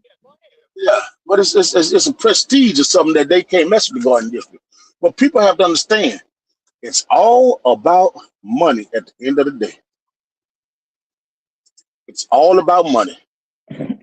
Because they don't want to spend money in our side of town. So they'll reshape the districts to make sure that our side of town don't get no money. Answer this question. Where all that money on 28 go? Yeah. See, it affects more than what they see. Because when you tax a business that's schooled in that area to get the taxes off of those businesses and stuff like that. Like they passed that business that tax for Pineville side, and they got all that money. Yep. Well, now what's going to happen on 28?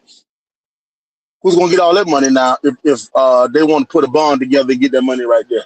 Menard, Yep. Ash, Yep. see how they're going there? People ain't got no businesses over there. Sure don't. See, people don't understand how people don't understand. There's a big spectrum that this stuff covers. Yep. It's a big spectrum. They just can't look at it from this point. They got to look at it from the whole point of view. This is tax dollars. And pretty soon, they're going to carve out Alexandria. You see that MacArthur, when you come off MacArthur from the Ocala Bridge, or whatever that bridge is, all that stuff back there behind AutoZone and all that, they're going to leave that alone. They're going to be the next skater land. Just sit back and watch. I'm sorry, Tavares. You can go on, sir. City Council district maps were back in the spotlight last night. The council revisited redistricting after Mayor Jacques Roy vetoed their move to go back to the 2022 maps. The debate got heated, with council members and residents clashing over fairness, representation, and politics. Residents once again packed council chambers, voicing frustration over the redistricting.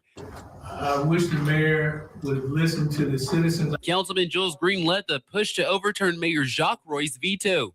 He says it's because the 2022 maps were unanimously approved by the council and had support of the residents. It's simply going back to what the entire city agreed to. Those 2022 maps were designed to evenly balance the city, with 9,055 residents in each of Alexandria's 5 council districts. But resident Shakala Jones says the 2024 redistricting ignored public input and crossed the line. You did what you wanted to do for your own benefit. And I think this is some of the most prejudiced and racial things I have ever seen go on right here. District 4 Councilwoman Lizzie Felter, who pushed for the 2024 maps, defended her actions, saying she was focused on improvement, not politics. That's what I sought to do. There's a lot of chatter, there's a lot of noise, there's a lot of comments that are not true. Felter says her constituents prefer the 2024 maps over the 2022 maps. They support these maps. 50 people did. Support the mayor vetoing this. They are for it. Rapides Parish Police Juror J. Scott said in a previous council meeting that he never sees Felter in the district they share as elected officials, and he made this promise to Felter in council chambers. We're going to make sure that we put you out to sea. Make sure we get you out. Felter then addressed her council, saying there's already been an election under the 2024 maps. Everyone talks about supporting their districts. That's exactly what I'm doing here. Giving my district the opportunity for them to decide whether they're going to reelect the incumbent or not. That should be their choice. An incumbent should not be written out of their district. But District 2 Councilman Gary Johnson pushed back. Did your homework and you talked to your people, but you didn't talk to my people because your home was moved out of your district, right? Am I right? So let's change the map. That's what I look at. That's something I would never have done. Johnson says his main concern with Felter's redistricting effort in 2024 was that residents did not know who their representative was. You were saying that you did what you had to do. Congratulations to you. But you didn't do it for all the people. You didn't do it for the people that I know. Because a lot of them looking at me sideways, not saying, I don't see you in my community because I'm not your representative. In October, Council President Cynthia Perry introduced the ordinance to revert to the 2022 maps, saying she was responding directly to public concerns. I didn't do it for division among my colleagues. I didn't do it to please the mayor. I did it because the citizens had spoke at the previous meeting saying what they wanted. And so all I did was revisit it to give the citizens what they wanted. When Green's motion to override the mayor's veto went to a vote, it failed to gain the needed 2/3 majority. Councilman Larvadane, Green, Johnson, and Perry voted yes. Ballard, Fowler, and Felter voted no. The result? The 2024 maps remain in place. This should show you who has the last say, no matter what item on the agenda is voted upon. Councilman Malcolm Larverdane says his main concern is the decline in Alexandria's population. According to census data, Alexandria saw a decline between 2022 and 2024. Projection data shows the population will continue to decline by 2030. In 4 more years, we could easily have the same situation where the lines need to go one place and politics are going to play it going another place. So as a council, as a city, we need to make some serious decisions. We need to come together for the betterment of the citizens. Perry addressed the city administration and Mayor Roy, who was not in the room during the council's discussion on redistricting. He did show up about 40 minutes after the meeting started. When we ask for things, we would like them done in a timely manner. We would like to get a response when we email or we call or we text.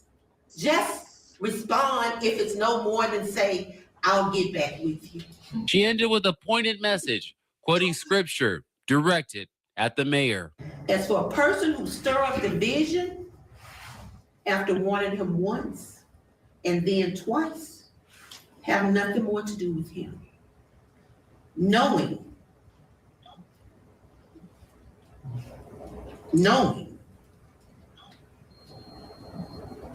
that such person will call them out. Amen. You better preach. I'm done. You ain't said shit. I understand. What did that mean? After the meeting, he says he has no comment on last night's discussion and stands by his veto message. You can read that full statement right now. Mind you, he said he didn't have anything else to say, and then went on to do a 20-minute. Yeah. Well, nobody. Let me tell you something.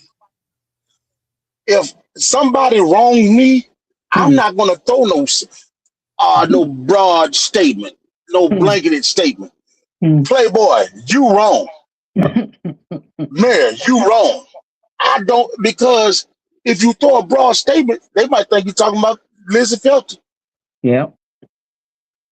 I think it's all a show now. I'm gonna say this, and I ain't really gonna mean it, but I'm gonna say it. What I tell you. You see what I'm saying? Because guess what? He done the same thing to your crazy ass when it came down to Cheatham Park. And what you said? Yeah, we talking about Cheatham Park. We talking. And how you gonna? You can't. Let me tell you something, Mr. McCall. When they go this Bible stuff, God say, "Come as bold as a lion." That meek and humble stuff is out the door when you're doing the people wrong.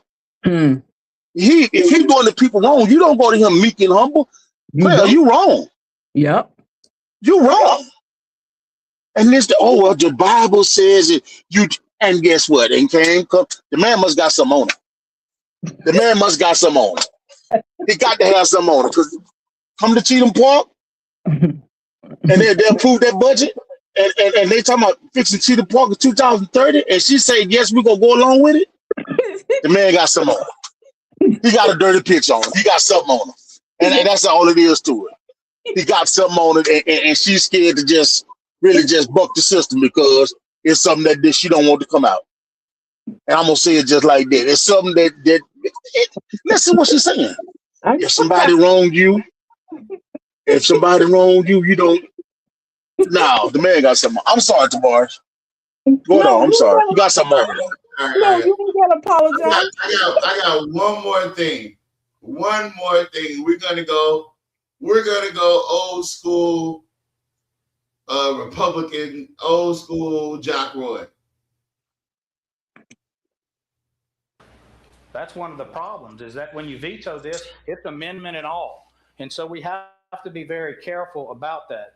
We want a win-win, as Mr. Lawson has said on numerous occasions. We want you to have the options of both. The only problem with the legislation in its current form is that if it is left as it is, it ends any notion of commercial. The young people have jobs and everything. It will progress the community, so let's stick with the commercial aspect. Thank you. Mr. Reverend Larry Turner. Remember the Hodges Stockyard debacle? Yeah. That's what this is about. This is everybody. Remember, y'all were supposed to get a shopping center down there. And Jock's Spark program conflicted with that. Because the Spark program didn't, hold on. Let's see what Larry Turner had to say. If you will. Good evening. I'm Reverend Larry Turner. I have a church in the Woodside area. And I do want to say this, that Councilman Goins and I we met together, and we were advised to at times you can disagree, but not separate. And it's okay to disagree, and we don't want to make the mistakes that have been made in the past where we disagree and then separate. It's okay to disagree. I want to say this, that I worked for a major company before, and a lot of times you can't make those companies come in, those major companies come in, but you can do what it takes to entice them to come in. One of the things that you find major company does before they come in, they do their research. They make sure that they're coming into an area that is secure, an area that has so many houses, or because that company, that major company, has to make so much money per day from that particular store. So that this might be the first phase of something that you might have to do to entice those companies to come in. Now, will it work? I don't know, but we have an opportunity to get both here, what we're hearing, to get housing and commercial. And this is an opportunity that I don't think that we should miss. So I think that we could look at it in its totality, that this might be the first thing that you might have to do. I would like for the council to take some time, maybe get some major company researchers to come down here and say to the city or say to the community, this is what we do. This is what we're looking for before we bring a CVS or a Walgreens or a Brookshire's or something like that down here. Thank you. Amazon did it. Amazon did it. Well, that's years later. Amazon said not no, but hell no. Commercial should not be turned down. I'm just saying. I think Mr. Larverdane and then Mr. Silver. Okay. And then Reverend, if you don't mind, Reverend Turner. Look at Fowler. You want to go before Look at Reverend Turner? Fowler. I'm sorry, Mr. Goins was next. Councilman Goins. Yeah, but Larry Turner worked for UCOR in the penitentiary. What man? Say. Wait. Larry Turner, What? he worked for you. He worked for UCOR in the penitentiary.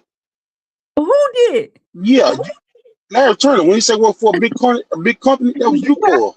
Oh man, you can't say that. It is a big company though. Oh yeah, that's where you go. This is another tough decision. I wish the group on Jackson Street would be willing to go down Lower 3rd and make it all happen. That would really help because we need things down Lower 3rd. I'm concerned about the people in the area they have a strong desire for the administration to make every effort to make it commercial because from the meetings I've attended, their concern is that if it turns residential, it may not turn commercial again. And so I want to make sure that the people understand that this is a tough issue for us all because we want to make sure that we use the best use for it because we have to make instances where we can create jobs and do something in the community because it's a beautiful tract of land. Now, I'm concerned about the administration wanting one thing and the people in the neighborhood wanting something else. And I'm also concerned with, like another gentleman said, that people who don't live in the neighborhood are trying to tell people who do live in the neighborhood what to do with their property. And that's unacceptable. We need to make sure that the people around the stockyard have the most input because they're the ones who are influenced by it. Just because you live across town, I don't think you have the merit to say, okay, I want this, that, and that, but you don't live there. And I want this council to be cognizant that we have to listen to the people, just like they said, they're gonna vote us in, they're gonna vote us out. We be here today, we out tomorrow.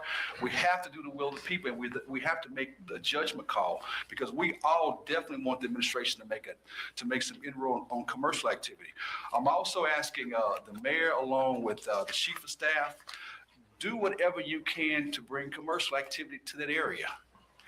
We may have to revisit that down the road, but find a way to bring commercial activity that can create jobs and get our young folks off the streets. And they I never think did. Once folks have a job, you can see an improvement with crime, with litter. I think you can make an impact on the community because we want to. But this is a tough issue, and we're listening. We're going to do what the people want. Thank you, Mr. President. Damn. But see, that was. We're gonna hurry up and vote. Let me see if you recognize this. Nah, man, I don't have the right name. So I'm sorry. I don't. That's Kay Miguel right there. Yeah, but this is Rhonda Reed. Oh, that's Rhonda Reed? You know what? It's usually the ones that look like that be the most racist ones. Look like somebody Porter in that bitch.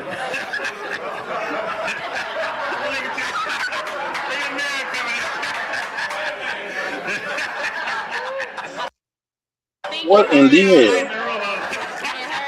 Let me tell you about this council makeup right here. You got 1, 2, 3, 4, 5 black councilmen on that board. And I guarantee you 3 of them were sellouts.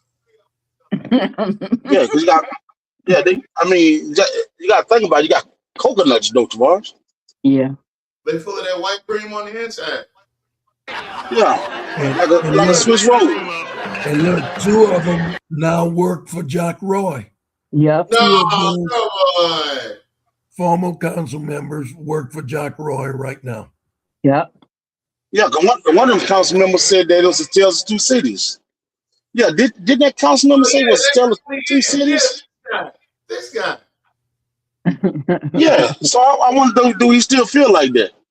He's not allowed to feel like that. He's not allowed to feel like that. He heard all the laughter, he had to come back. All right, Miss Correa. I'm going to try to run through this really quickly and try to beat the 3-minute clock. Right. But last night, I got an email at 10 o'clock along with a lot of other people who don't live in this neighborhood, and I can't figure out why I got this email, because the first rule of community and economic development is you pay attention to the neighborhood and what the neighborhood wants. So I pulled together some information for you. I've marked some pages that I think you need to pay attention to now. You can read the rest of it later. But you need this information before you make an informed vote on this issue. You've heard from the neighborhood. The first thing that I've marked is some information on poverty in that area. And I'm looking at the half-mile radius of the stockyard. 19% of that immediate half-mile radius are below the poverty level. 80% are at or above the poverty level. We shouldn't want that for any neighborhood in our city. The next tab I marked is when you look at renter-occupied units, 90% are paying their rent with cash. Now, I don't know if this is because they don't trust banks. How would she even know that? I don't know. I don't know why that would even. Why would I gonna get my money out the bank to pay bills? That's usually what I do. That's right. I can do. That's my choice. That's my choice. What? To pay my rent with a money order or the cash. Let's find So out what what? Yeah. Let's find out what she's on about. If it's because the landlords won't take checks, if they want money orders, or what. But I saw practically the entire leadership of Red River Bank copied on the email that I received at 10 o'clock at night. So that was one reason I marked that statistic. The next tab that I marked is over on your demographic and income profile. And I've marked it because I also want you to look at the net worth when you're comparing this. Extend that, go ahead. Extend that. Go ahead. You'll see that 43% Oh, wait. Did she household- get an extension? Oh yeah. Yeah. Oh, she got an extension. Okay. Okay. This is Oh, okay. 2009 city council. You can't do that. Okay. by income are under $15,000.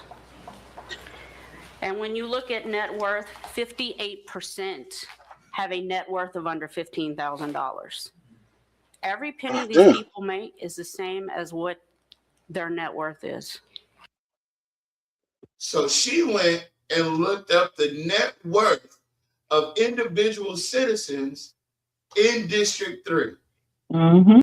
No,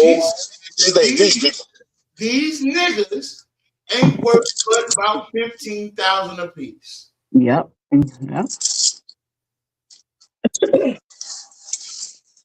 Mars, you see what that lady just did? She didn't say the citizens. She could have just said the citizens over there just low income. She made sure to say these niggas ain't worth nothing. We can do what we want to do with this. That's See, right. it's a dog whistle sometimes. There you go. See, it's a dog whistle. Yeah. You see, that dog whistle is loud sometimes, Tamar. Yeah. If you're paying attention to it. If you're paying attention to it. If you're paying attention to it. You have 17% from 15 to 25, 25 to 35,000, 13%, 35,000 to 50,000, 14% of the neighborhood are earning those per household. When you get over to net worth, you've got 15,000 to 35,000 in net worth, 10%. The numbers are in single digits as you go up. I guess the good news is 2 people are actually worth more than $1 million in that neighborhood. You funky mother. You know what it is? Who? Probably the coach and Myron Lawson dad. Oh, okay. Ain't that some shit? He said, But y'all, but see, this is a good news. 2 of them. Oh my God. 2 of these niggas is worth niggas. The rest of these niggas ain't but worth. But that ain't actually true, because when you do the net worth of people, do you count the insurance that they got on themselves in case they die? No, that's not part of that. Not in net worth. No, because they don't know that. They don't know that. I don't even know how she's got access to people's assets. But those are numbers. But see, Ms. McCall, think about it. Well, Ms. McCall, think about it. Some of those people might be worth more dead than they are alive. But I mean, so the assets. No. It don't have nothing to do with insurance and all that. You know, she knows people's worth, how much they're worth dead. She knows. How did she get this information? Because of who she is. Yeah. Just because of who she is. I think she's making it up. I'll be honest with you. Okay, you can say that. You can say that all you want. I know, Ms. McCall, let me tell you something. That lady lying. Yeah. It had a street over there that had millionaires over there. Now, I ain't gonna say it was legal, but they had a street over there that made $1 million. They're not okay, they're not talking about them. They're not talking about them. I'm just letting you know. When you look at household budget expenditures, 30% of their budget is going towards their sheltering needs, with 20% paying their rent or their mortgage, and 8% paying their utilities. 15% towards transportation, and 12% for food. That doesn't leave much disposable income left over for everything else. Hey, can I cuss? What? This lady ain't making no sense. Because Mr. Dawson, that driver, Mr. Dawson, that driver 18-wheeler that live right across the street from Caden Village. He been driving trucks all his life, and he owned his truck all his life. Do you know how much money that man worth? What he said, okay, but you're saying she said 2. So what are you saying? What's the point? It's more than 2. Remember that neighborhood right there soon as you turn that hump, as soon as you cross over that hump in Peabody, and you go to the left Yeah, on that whole Jones Street, neighborhood over there. Yeah, I know exactly what all you're talking those about. people, Yeah, all those people over there have money. beyond that church. Yeah. Yes, ma'am. All those people got money over there. But you're saying she's And then saying you, lower third. She's saying I think she's talking about down by the Hodges stockyard, not what you're talking about. She said within a half a mile. Yeah, she talking about the half a mile. Yeah, that's I'm a half telling a mile. you. It's half a mile to Peabody from right there. No, I That's don't half think a it's mile. Peabody. I don't think that's where I think she's talking about down lower third. That's what I think. No, Down Mr. Paul, Broadway. she said the Hodges stockyard. Of the Hodges stockyard. Okay. So if you go behind the stock, if you think about it now, Miss Agnes lived behind the Hodges stockyard. If you not behind it, but right on side of it, right? Gotcha. Down the street a little bit. Okay. Gotcha. And all you gotta do is turn by Jones Street. You turn, make that left, and make that right on Jones Street, and you right there in that neighborhood. And then if you go down a little further across the street from Acadian Village, they got some houses over there, Mr. McCall. Them people ain't poor, Mr. McCall. So I don't know where she getting her numbers from. Now, you know what she did do? She probably went down on third. That's what I'm talking about. I think that's where I'm thinking where she went was down lower third, down Broadway. That's what I think she did. Percent is healthcare. On both games and stuff. Applewhite. Yeah, I know what you're saying.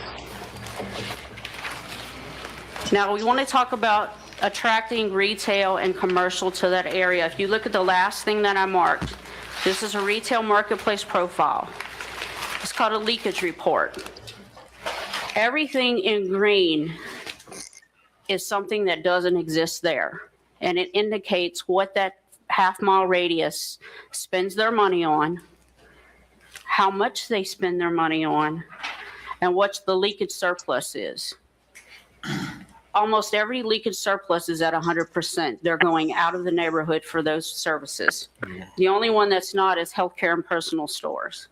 Now, what's amazing is grocery stores, specialty food are not considered leakage. They actually show that people shop in that neighborhood because there's 2 stores that offer those type items. I think we all know that that's a misnomer. That shit was rotten. Huh? That was rotten. What they call as grocery stores?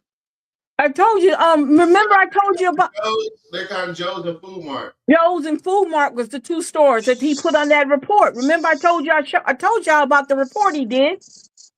And there was a reason why they wasn't bringing another grocery store down there, because they had he considered Joe's and that other store as a supermarket. Equitable food store. Sure did. He sure did on that survey. When he had that survey done. Yeah, I had to pay for it. Inundate the area with too much fresh fruit. You know what I mean? Yeah. Oh my God! And these niggas still fighting for stuff like that, and they ain't got They mad also enough. show one gasoline store there. So there's one service station there. There's a lot of potential in this neighborhood. We need to go through the demographics. We need to specifically target, but it's going to take some incentives from you guys. Myron, you and I have talked about some things they've done in St. Louis to target commercial. We seriously need to consider those things. It's not going to be as easy as the corner of Jackson and Maureen to get somebody to come throw a restaurant on the corner. We know because it's a black neighborhood. We get that. We know what you're trying to say. You undercoverly saying, Miss, I wish we had a St. George. Yeah. She did say that. That's the only reason to go around the hero. Yeah. She said maybe. No, she's no hero. She's no hero. I got to remember. Let me remember what it was about. What it was about was Johnny Downs. Yep. No. What it was about was the renters registry. The renters registry. That's where she said that at. Yep. Yeah. So I tried to implement me, Nat, everybody that's on our team. We were working hard to implement something on the city level that the state had already adopted, which was the renters registry. The renters registry was a registry of all of the rental properties and their owners. Do you know that the real estate the real estate establishment, which is that lady right there, had a meeting where they said that they would rather separate from the city than to be on a renter registry. Yep. And they said if it was initiated, hold up, let me finish with that. If they would have voted on it and initiated, they was gonna punish the renters and go up on their rent. We heard that from our own ears. Yep. Sure did. We had somebody, she called a big meeting with all the real estate people. And it just so happened at that time we had somebody that was cooperating with us that was in real estate, and she was in that meeting. Yep. The meeting. We heard the meeting. Yep. Sure did. They said they would go up on the rent. They would, yes. A challenge. You guys need to make an informed decision. When you look at housing, home ownership versus renter is equal, 50-50. It's actually 42.8 to whatever the remainder is. Grandfather always used to say, as I close, so we need to. Yeah, as I close. You guys know that as the number of renters increase in a neighborhood, there are other bad statistics that go with that. The chief was not here, Lord. he would tell you that. This is very. You need to find a way to increase. This nigga Roosevelt talking about this is very, very, this is good. I like this. Home ownership. Well, hold on. In that Hold on. Mr. Porter, so they saying that if you own a home, crime will go down. Yep. That's what she just said. That's what she just said. Okay, so Mr. Porter tried to implement a plan for people to buy houses. And it ain't a good idea. You got to be kidding. See, you see how they leave themselves open? What I like is the fact that they play politics with our lives. There is just politics to them. They don't care about the actual repercussions of their actions. It's just politics to them. And that's what this show is about. That's what this show is about. Well, we know they listening. Wendy, if you're listening, baby, you get Jock Roy or something that make sure you're all right. So neighborhood. Apartments don't do it. Thank you for that information. Apartments don't do it. Apartments don't do it, but we don't want affordable houses that people could buy. Yeah. No, apartments won't do it because then we'd be on the hook for keeping them up. And because we're real estate. Yeah. Mr. Larvin, and we're gonna hear from the council. Hold on. I gotta see this last one. I'm gonna do this last one. Who do y'all want to hear from? We got Emil Hertz, we got JG Gorey, Michael Caffrey. Oh, Michael Caffrey, what? Thank you, Mr. Gorey. Next we have up Mr. Michael Caffrey.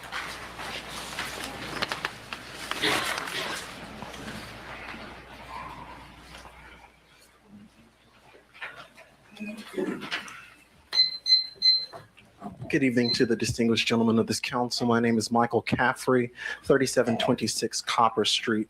All of you have already heard the arguments relative to this particular matter presented by members of the community and myself distinctly. What I want to touch on today as I stand before you and looking at this particular issue is the fact that we're talking about two things here. We're talking about commercial designation, and we're talking about the multifamily housing designation for that particular site. The veto was to veto the commercial piece of the particular property. And the concern is at this point, it puts us right back at our starting point. The zoning would then be relatively the same that we would have before, which also would in essence put a halt to the particular project that the mayor has been talking about in recent days in the media. we'd like to see progress happen. We want progress to take place in our community, and we feel that the development of this site is going to be an integral part in that particular story.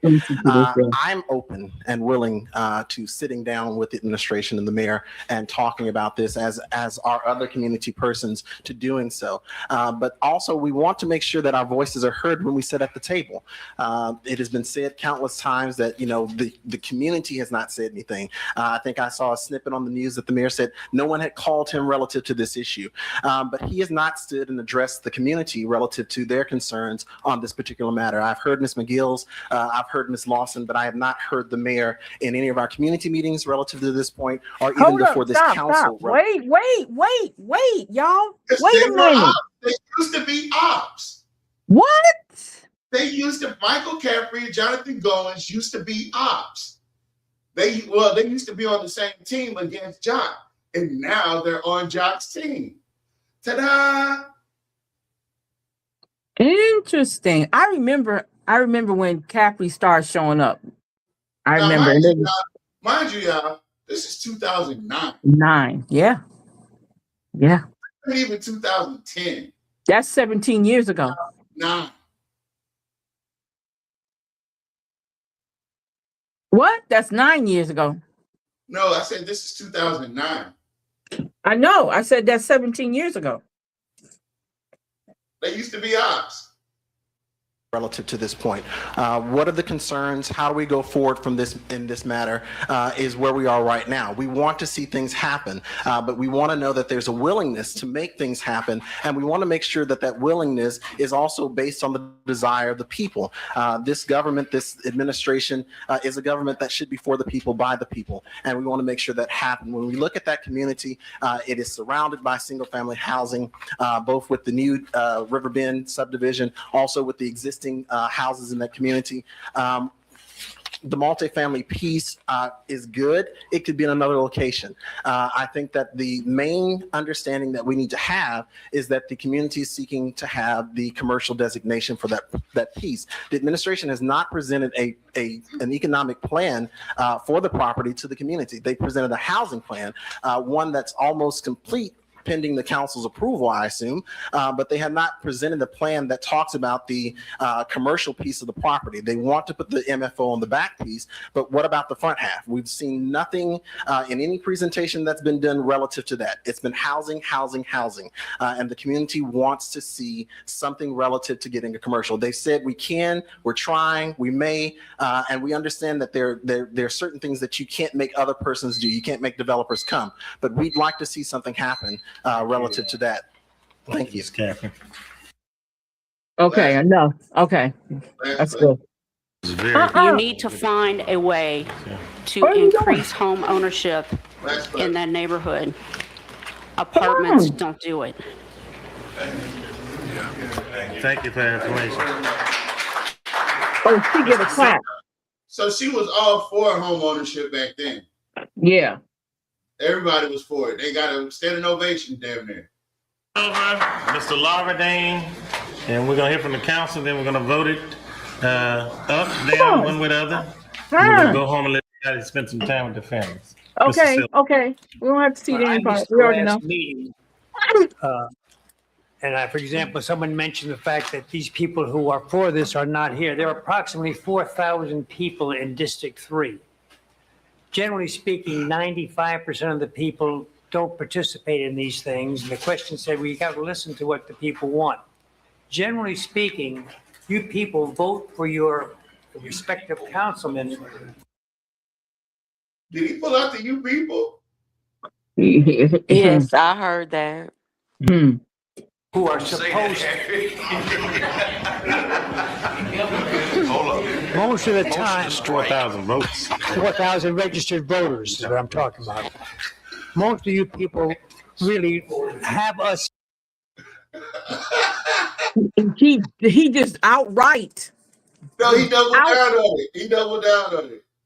Yeah. He outright be disrespectful. Here for one reason. We're supposed to listen and then be governed by what's happening. Now, the mayor outlined the study that indicated what was required. with that in mind, I'd like to do something, and even sometimes we make a mistake, do something instead of just rhetoric. We've been talking and talking. I would suggest that either we vote to veto or not, or forget about it, and do what was been outlined by both the mayor and his assistant, whereby we would have an ordinance that would incorporate the 7/10 of an acre that would round that out. And number two, change the zoning so they can proceed with it and get this thing wrapped up. If we do this, then we will have another proof positive of what's happening. You have 4,000 registers and registered voters in that area, and yet you take approximately 30% of the monies. So we've got to get the things spent. I'm a great believer in, number one, communication. What you heard tonight from the mayor perhaps should have been disseminated earlier, but at least we know it. I don't know how many are going to catch it on the program, but if you just give us a chance, I think this thing will work. And I ask that we can adopt these two paragraphs and check these ordinances. And if we can do that, I think it will work, and I would recommend we do just that. Thank you, Mr. President. Thank you. I want to thank Ms. Correll for these numbers, and they're pretty accurate because in that area, people need jobs, money's tight, a lot of children. I would love to find a way to improve the income and to improve the status of the neighborhood. From what I'm hearing, the people in the community just want commercial aspects. And I would want the administration to do whatever it can to make it commercial. Now, for some reason, we can't do commercial, then we may have to come back and revisit it. But at least want us to say, hey, we've done everything we can to make it commercial. If that's a restaurant, a drugstore, or whatever, coming back, we can't do it because of this. I want the administration to go out there and say, hey, bring us something commercial. If we can't get it, then we may have to revisit it. But please at least make a good faith effort to do it. Just coming here telling us, well, they're not going to go with this because we have a housing component. No, if they want to put houses, they can put houses all over the city. They can put houses on Coliseum Boulevard. And they didn't do it. Something else somewhere. And they did. They did. The guy came back and told. They didn't do housing. They built it out for people, for homeowners. Now, no. What he said is exactly what happened. This is what the guy said. He said he wanted to build more apartments, the one who was doing the developing. And the citizen said, no, we want commercial. Well, the guy packed up, got his money, and packed up and left. And there's no commercial to this day. If you look on Hodges Stockyard, not a thing on there. Not one thing on there. They never try to go back and fix that. We want to make sure that area is commercial because if we squander it, we may not have an opportunity to have a large plot of land in that area. As I said earlier, crime is a problem. The administration is doing their best to put a safety component with the sheriff's office. 17 years later, it's the still police. empty.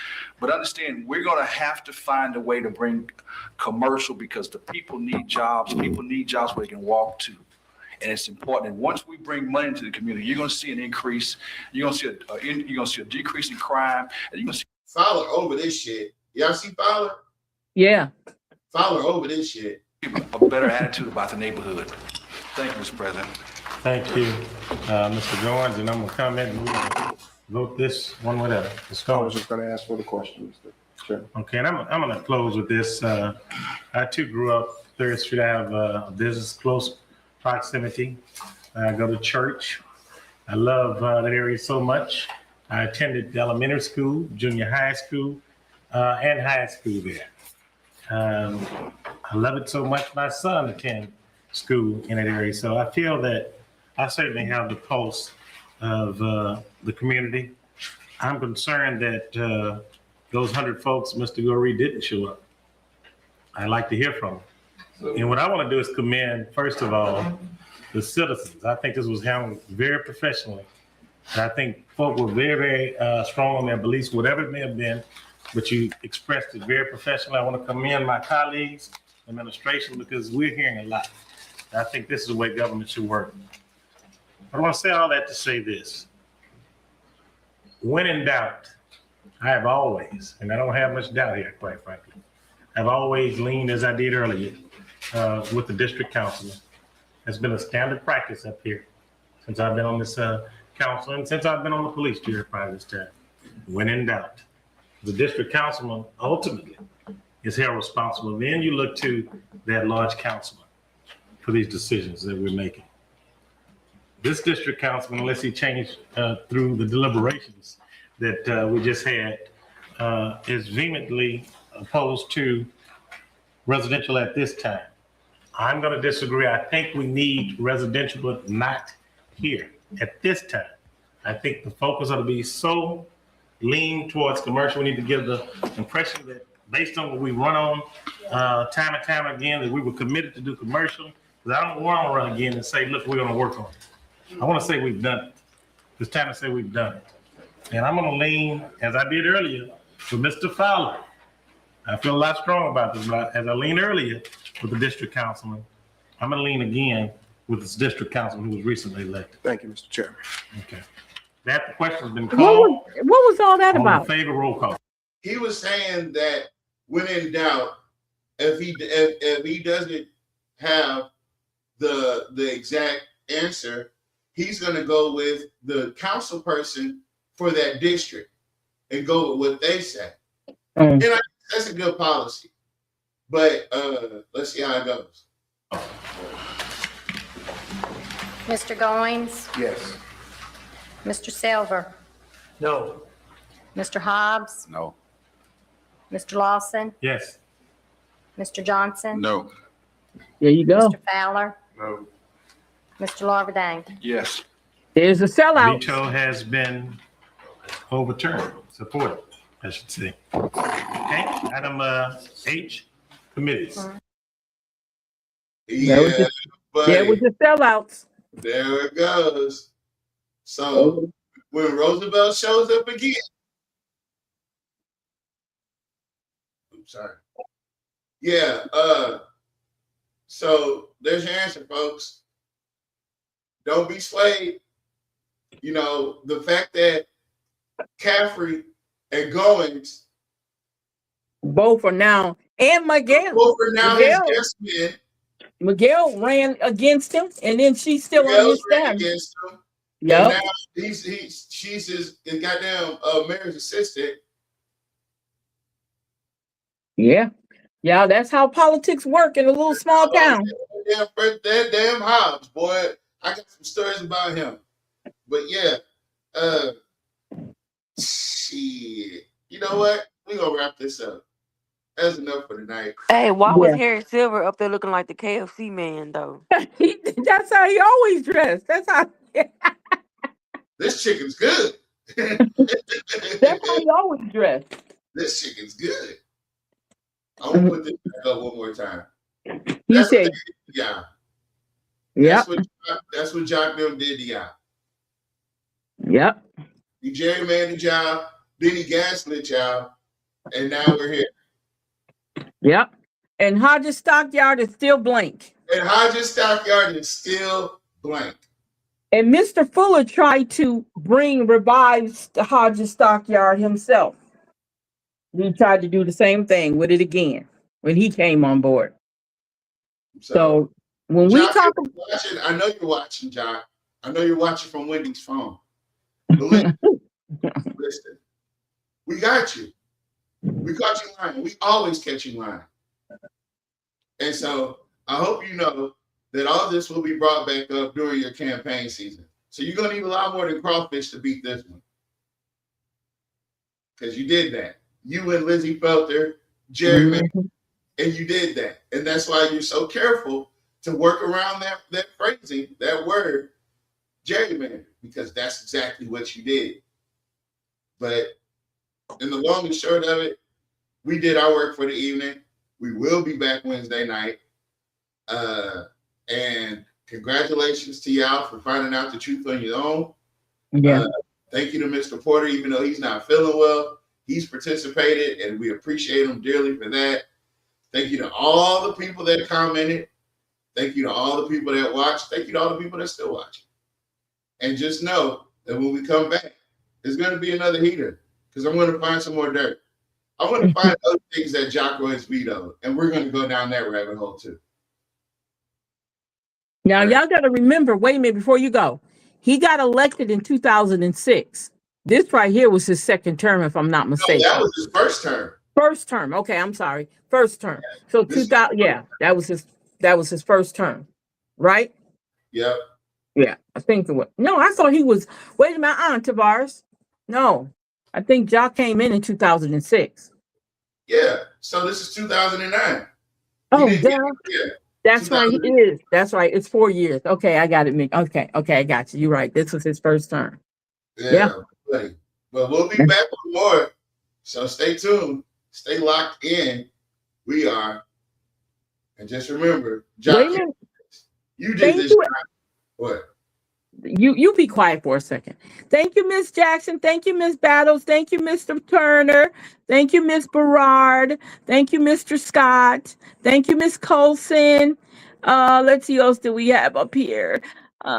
Thank you, in Neen Skin 84. Thank you. That's you. Thank you, Miss Thomas. Thank you, Miss Hall. Thank you so much. Yeah. So yeah, you got it. There you go. You guys have a great night. And thank you, Miss Chisholm. I didn't see you in there. I'm sorry. Thank you guys. Have a great night. Good night. You can go ahead and close it out.